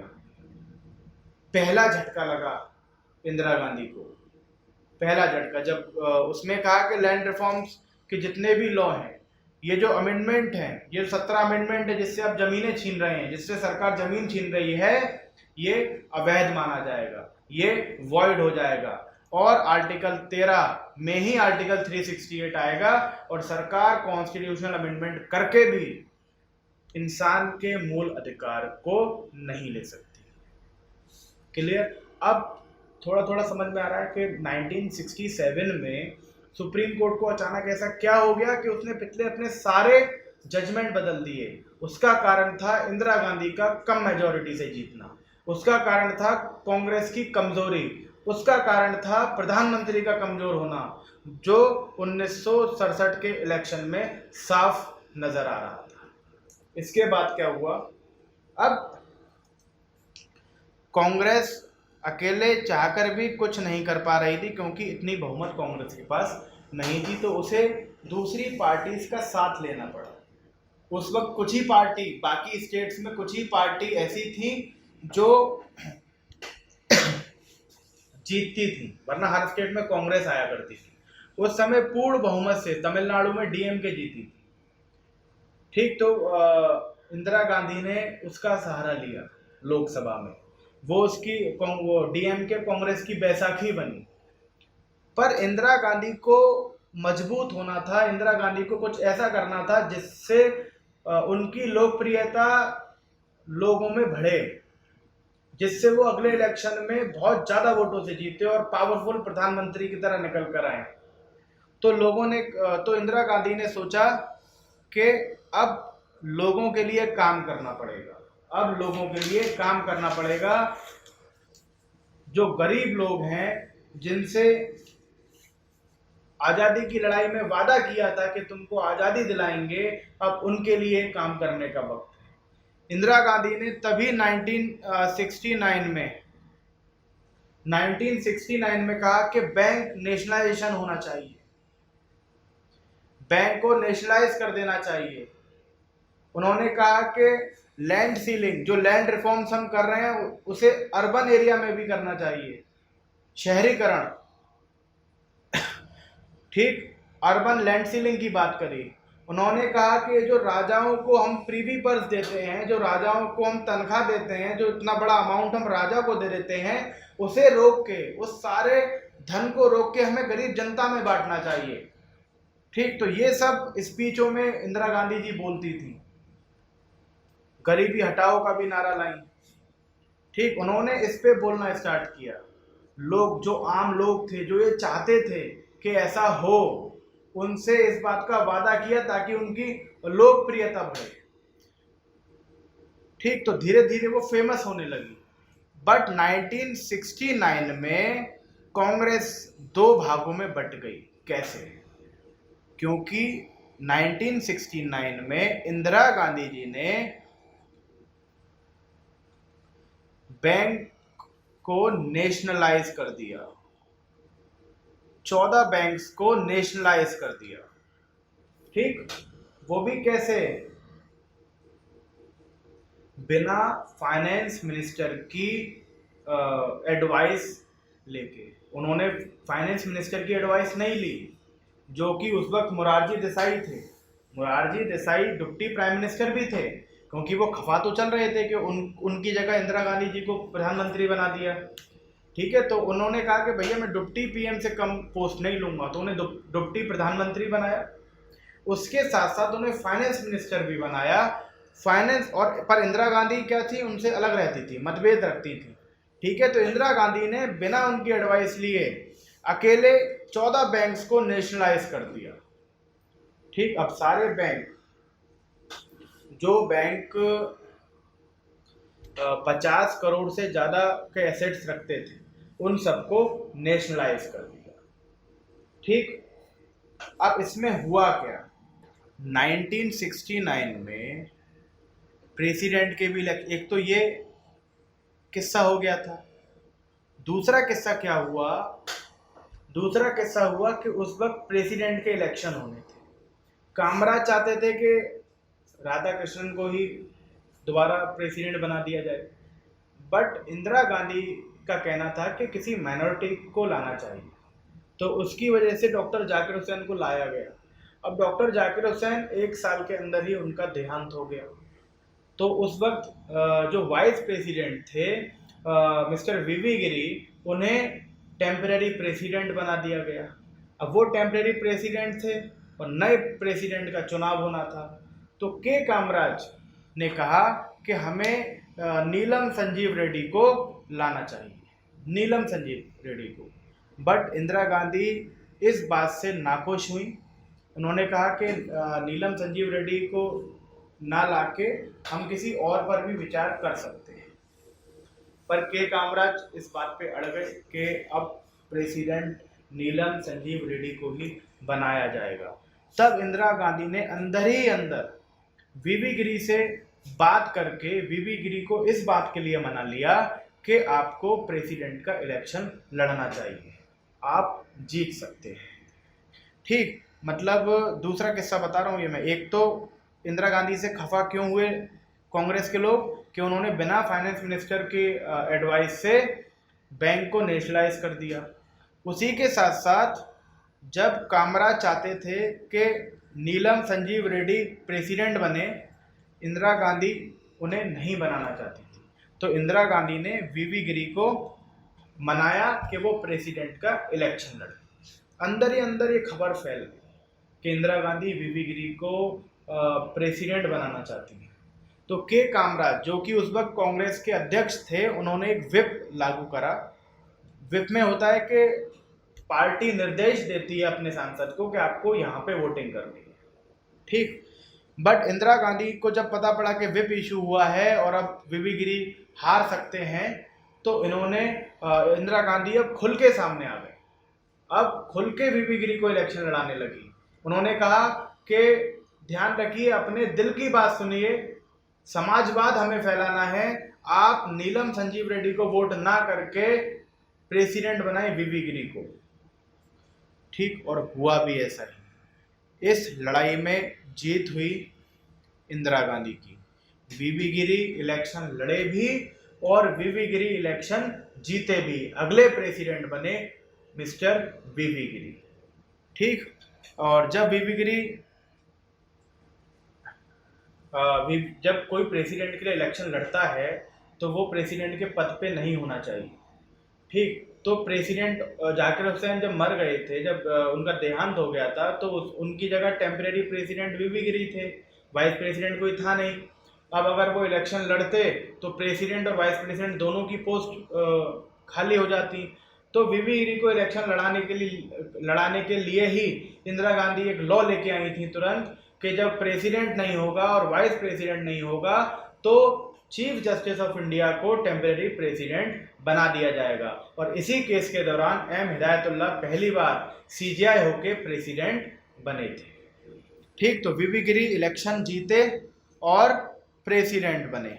12 नवंबर इनके जीतते ही 12 नवंबर 1969 को 12th of November 1969 को कांग्रेस के प्रेसिडेंट ने इंदिरा गांधी को सस्पेंड कर दिया।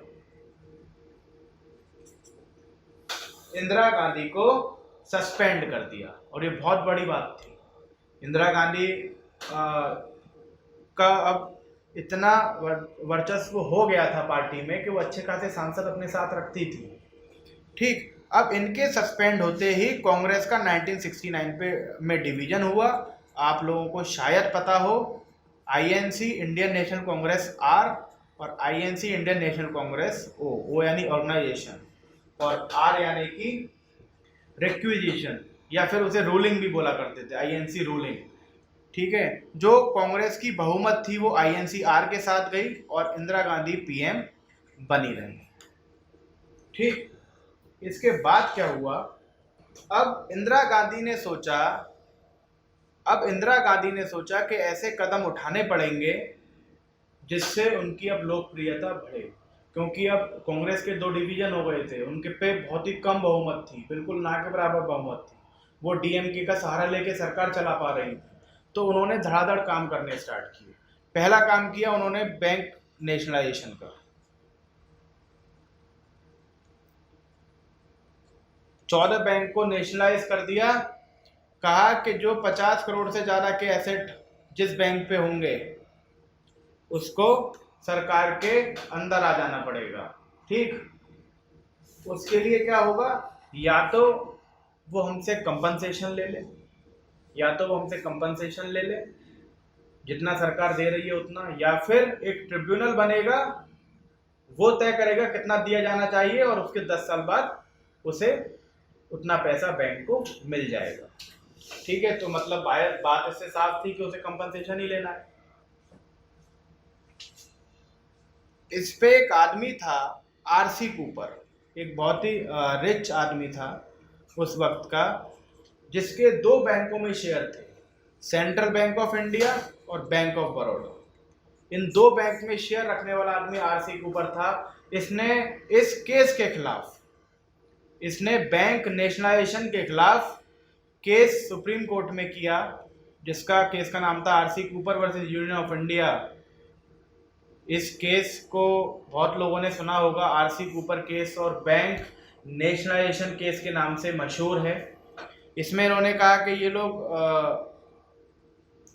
हमारे अधिकार को छीन रहे हैं, हमारे फंडामेंटल राइट को वायलेट कर रहे हैं।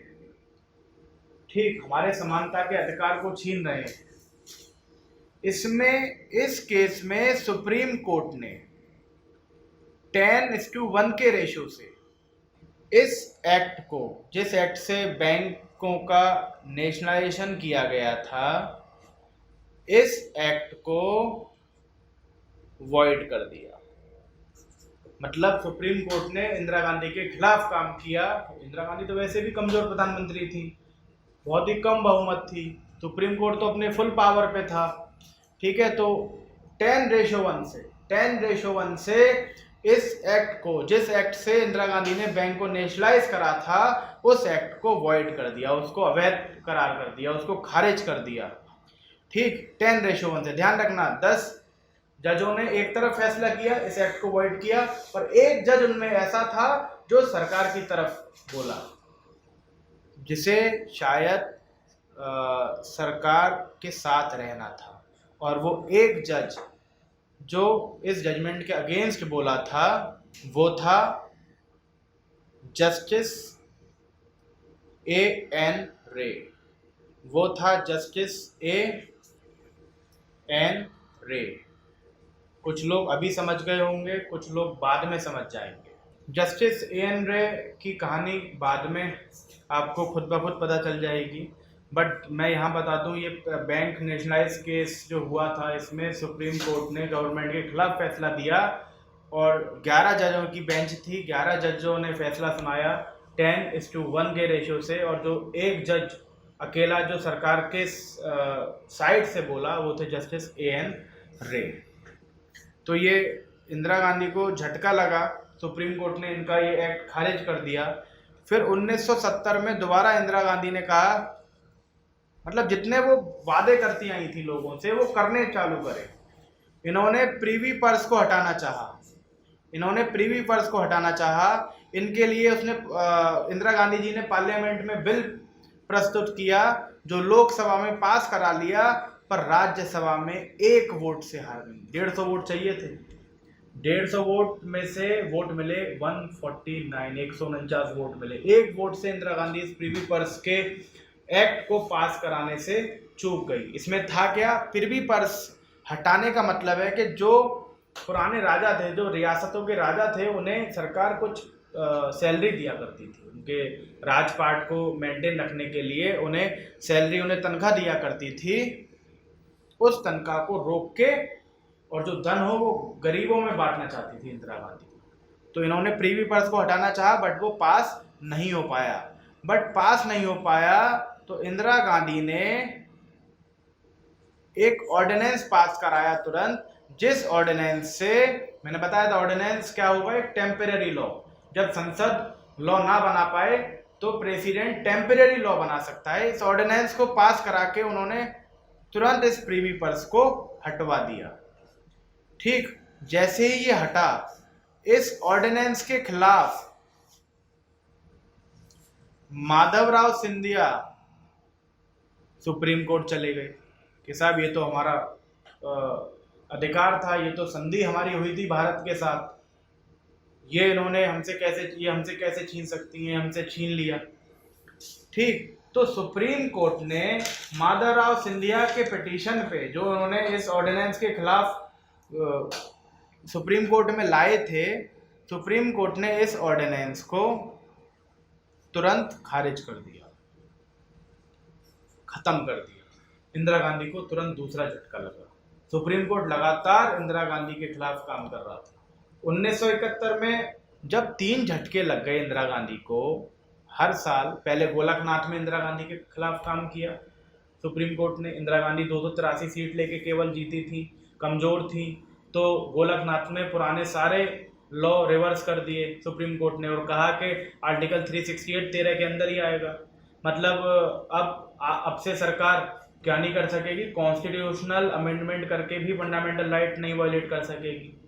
उसके बाद इंदिरा गांधी जी ने बैंक को नेशनलाइज करा, उसे भी सुप्रीम कोर्ट ने खारिज कर दिया।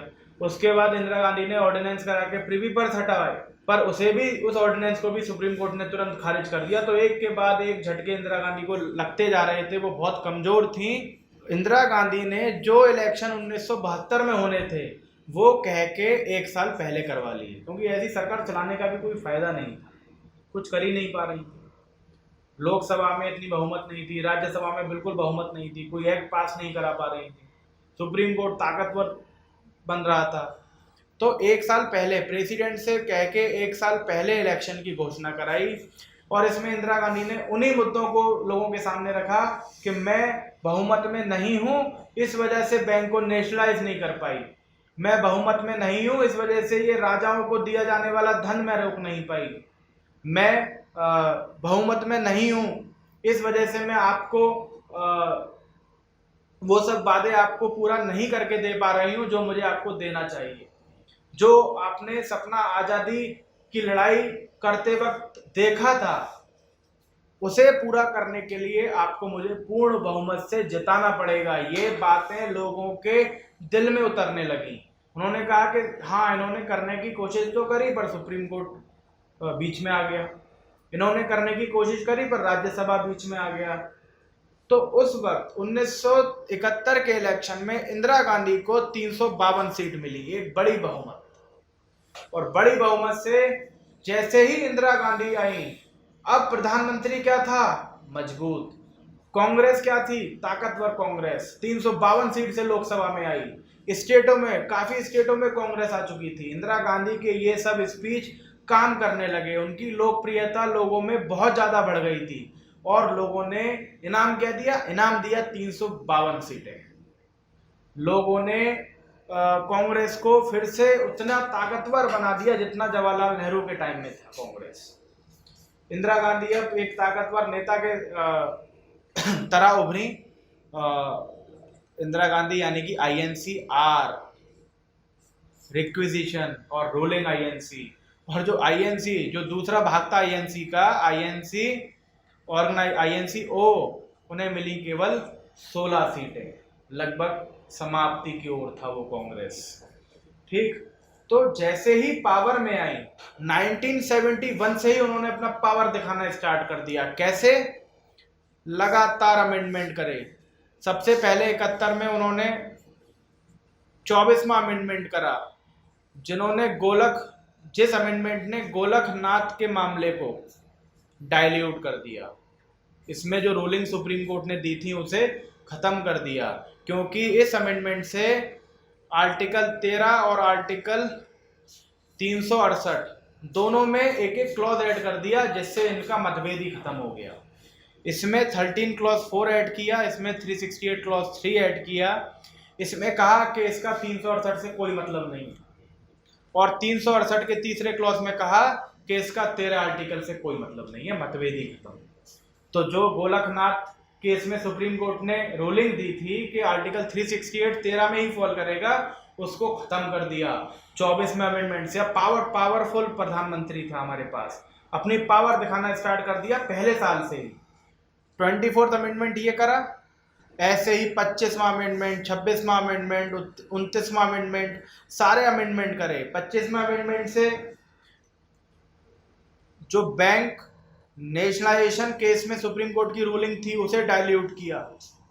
जो 26वें अमेंडमेंट से प्रीवी पर्स पे रूलिंग थी उसे डाइल्यूट किया, उसे निपटाया। धीरे धीरे करके सारे अमेंडमेंट ऐसे करने लगी जिससे उनकी ताकत का एहसास अब सुप्रीम कोर्ट और पूरे देश को होने लगा। ठीक है, प्रीवी पर्स में इसमें क्या किया उन्होंने, 366 के क्लॉज 22 में 366 के क्लॉज 22 में जो रूलर्स की डेफिनेशन थी कि ये लोग राजा होंगे, उन्हें होंगे की जगह लिख दिया कि होते थे, अब नहीं होते। तो प्रीवी पर्स को हटा दिया, रूलर्स को ही समाप्त कर दिया। तो ये अपनी ताकत दिखाती हुई आई। फिर 29वां अमेंडमेंट किया जिससे केरला में लैंड रिफॉर्म्स एक्ट बना पाए, जिससे केरला गवर्नमेंट अपने केरला के लिए लैंड रिफॉर्म एक्ट बना पाए। और इसी एक्ट से वहां पे एक शंकराचार्य की पोस्ट पे एक मठ थे, केशव नंदा भारती। इनका पूरा नाम हिज होलीनेस केशव नंदा भारती श्री पदगलवरू। ठीक, तो ये इनका पूरा नाम है, जिसकी आवश्यकता है नहीं इस वीडियो में। केशव नंदा भारती बस आप याद रखिए। केशव नंदा भारती वहां पे शंकराचार्य की पोस्ट पे थे केरला में। उस वक्त उनके मठ पे बहुत ज्यादा संपत्ति थी। केरला ने लैंड रिफॉर्म्स एक्ट से, जो केरला लैंड रिफॉर्म एक्ट किया, उसके जरिए जो लॉ बनाए, उससे इनकी सारी जमीन को सील कर दिया। ठीक, और इसी अमेंडमेंट को चैलेंज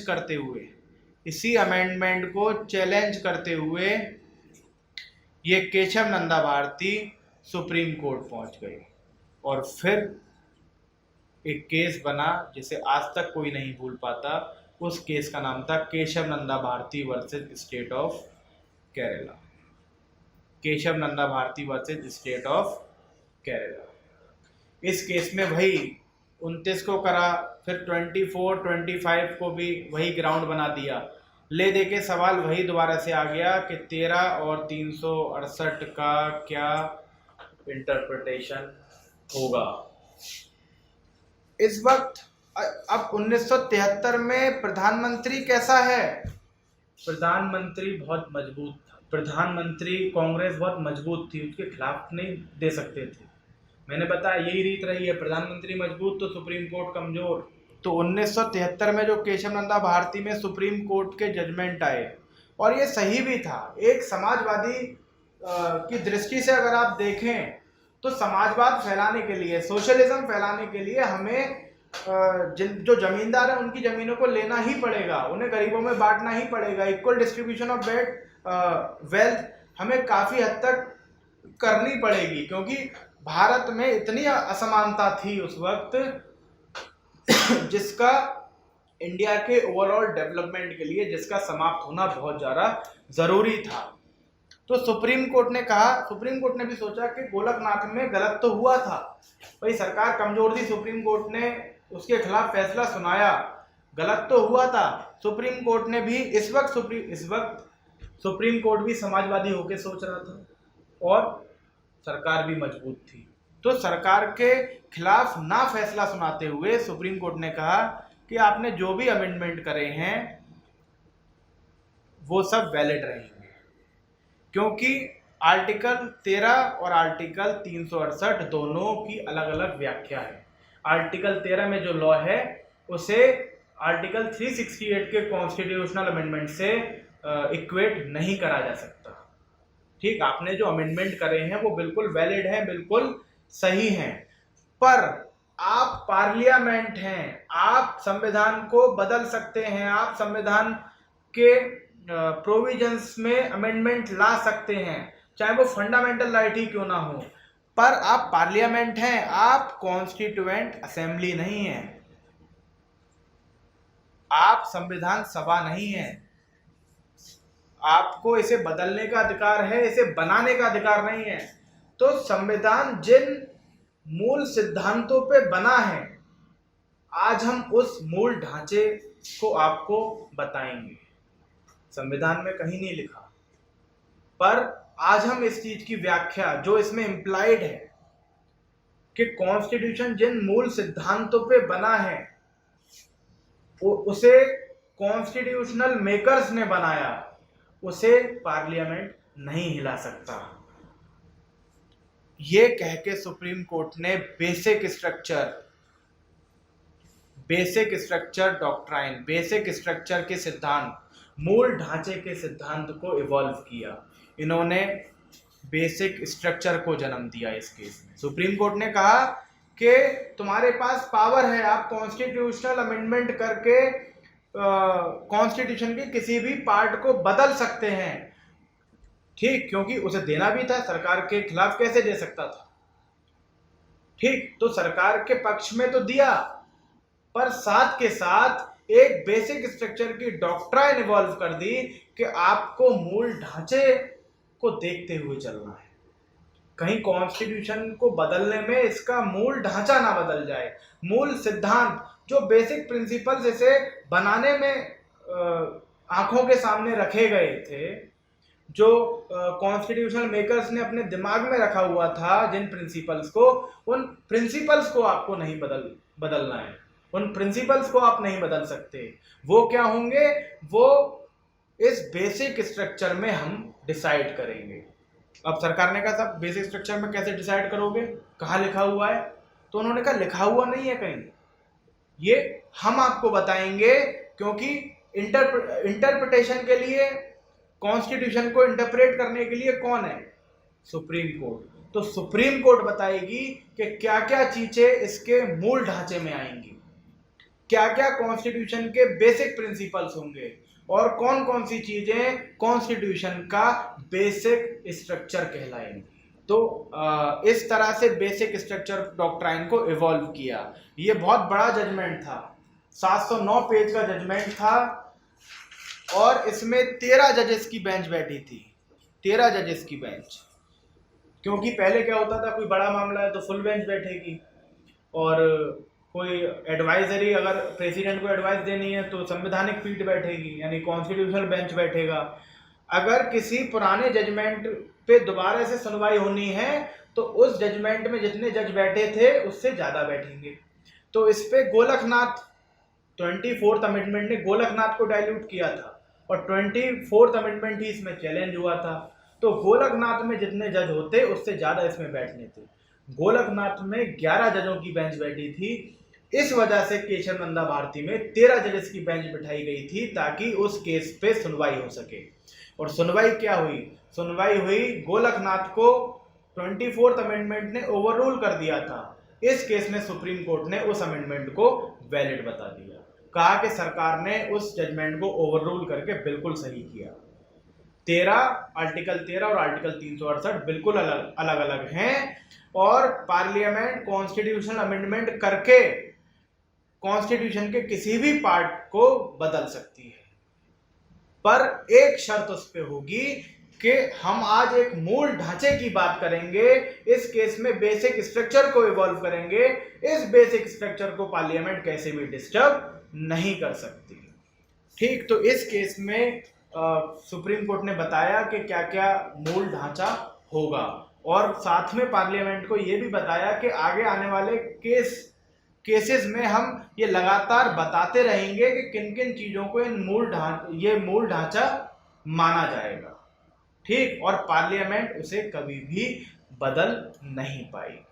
तो एक तरह से पार्लियामेंट की बात भी बड़ी कर दी, और एक ऐसा डॉक्ट्राइन भी इवॉल्व कर दिया जिससे कॉन्स्टिट्यूशन की शक्तियों को पूरी तरह से पार्लियामेंट के ऊपर कर दिया, कि पार्लियामेंट कुछ भी खत्म कर दे बट इसके बेसिक स्ट्रक्चर को कभी खत्म नहीं कर पाएगी। कॉन्स्टिट्यूशन हमेशा ऊपर था और ऊपर रहेगा। इसमें जो जजमेंट आया था वो 7:6 रेशियो से आया था। ठीक, 7 लोगों ने बेसिक स्ट्रक्चर के की साइड से जजमेंट दिया था और 6 लोगों ने बेसिक स्ट्रक्चर के खिलाफ जजमेंट दिया था। और बेसिक स्ट्रक्चर के खिलाफ जजमेंट देने वालों में से एक नाम एएन रे भी था, जिसे इंदिरा गांधी ने, देखो 24 अप्रैल को ये जजमेंट आया, 24 अप्रैल को ये जजमेंट आया, 25 अप्रैल को सीजेआई रिटायर होने थे। जो सीकरी, जस्टिस सीकरी थे, ऑनरेबल जस्टिस सीकरी थे, वो 25 अप्रैल को रिटायर होने थे। और रिटायर के बाद उनसे नीचे जो जजेस थे उन्हें सुपरसीड करते हुए जो 4th सीनियर मोस्ट जज थे एएन रे, इंदिरा गांधी ने एएन रे का नाम प्रपोज कर दिया कि अब एएन रे को चीफ जस्टिस ऑफ इंडिया बनाया जाएगा। उनसे ऊपर के सारे जजों ने रिजाइन कर दिया। ठीक है, एएन रे वही जज हैं जिन्होंने बैंक नेशनलाइजेशन केस में जब 10:1 से जजमेंट आया था, वो इकलौते जज थे, एएन रे इकलौते जज थे जिन्होंने गवर्नमेंट के साइड में फैसला किया था। और यहाँ भी जो बेसिक स्ट्रक्चर के खिलाफ रहने वाले जो 6 जजेस थे, उसमें सबसे ऊपर नाम था जस्टिस एएन रे का, जिन्हें इंदिरा गांधी ने बाद में मतलब इनके तुरंत बाद 25 अप्रैल को जस्टिस सीकरी रिटायर हुए, इसके तुरंत बाद एएन रे को चीफ जस्टिस ऑफ इंडिया बना दिया गया। फिर जब ये चीफ जस्टिस बन गए, एक आखिरी बात मैं आपको ये बताना चाहूँगा, एक लास्ट बात, क्योंकि मैंने जब इस किस्से के किरदारों का नाम लिया था तो उसमें सबसे ज़्यादा मैंने फोकस दिया था नानी पालगीवाला, जो लगातार गवर्नमेंट के खिलाफ लड़ते रहे थे, उन्होंने संविधान को नहीं बदलने दिया। ठीक, उनके बारे में एक लाइन और बताना चाहूँगा। जब 1975 में इमरजेंसी के दौरान 1975 में इमरजेंसी के दौरान चीफ जस्टिस थे जस्टिस एएन रे, तो इन्होंने कहा कि केशव नंदा का जो जजमेंट है, केशव नंदा को जो जजमेंट है, इसे रिव्यू करना पड़ेगा। और इसे रिव्यू करने के लिए इन्होंने सुनवाई स्टार्ट कर दी। तब नानी पालगीवाला वो लॉयर थे, वो एडवोकेट थे, जो इसके खिलाफ लड़े, इसके खिलाफ खड़े रहे, और उन्होंने ऐसा होने नहीं दिया। उन्होंने उस बेसिक स्ट्रक्चर को प्रोटेक्ट किया इस रिव्यू में। उन्होंने कहा कि बिना रिव्यू पिटीशन के आप रिव्यू कर ही क्यों रहे हैं। उन्होंने इस मामले को रफा दफा किया और नानी पालगीवाला की वजह से ये रिव्यू नहीं हो पाया, तो बेसिक स्ट्रक्चर को ऐसे बाद में बचाया भी गया। ठीक, तो ये थी बेसिक स्ट्रक्चर की कहानी कि कैसे सुप्रीम कोर्ट लगातार अपने डिसीजंस को चेंज करती रही। फिर कैसे केशव नंदा भारती केस में 13 जजों की बेंच ने बेसिक स्ट्रक्चर डॉक्ट्राइन को इवॉल्व किया, जिससे पार्लियामेंट कभी भी, चाहे वो कितनी भी बहुमत में हो, कभी भी इस हद तक ना जा सके कि वो पूरा का पूरा संविधान बदल दे, वो संविधान के बेसिक स्ट्रक्चर को बदल दे। तो इस बेसिक स्ट्रक्चर ने सुप्रीम कोर्ट को एक उपाधि दे दी कि सुप्रीम कोर्ट भारत में हमेशा कॉन्स्टिट्यूशन का ही रूल रहेगा। उसके बेसिक प्रिंसिपल्स को कोई भी कैसे भी और कभी भी खत्म नहीं कर सकते। धन्यवाद दोस्तों। इसी तरह के रोचक किस्सों के लिए, इसी तरह के नॉलेजेबल किस्सों के लिए आप हमारा चैनल सब्सक्राइब कर सकते हैं, पाठशाला क्लासेस। Thank you.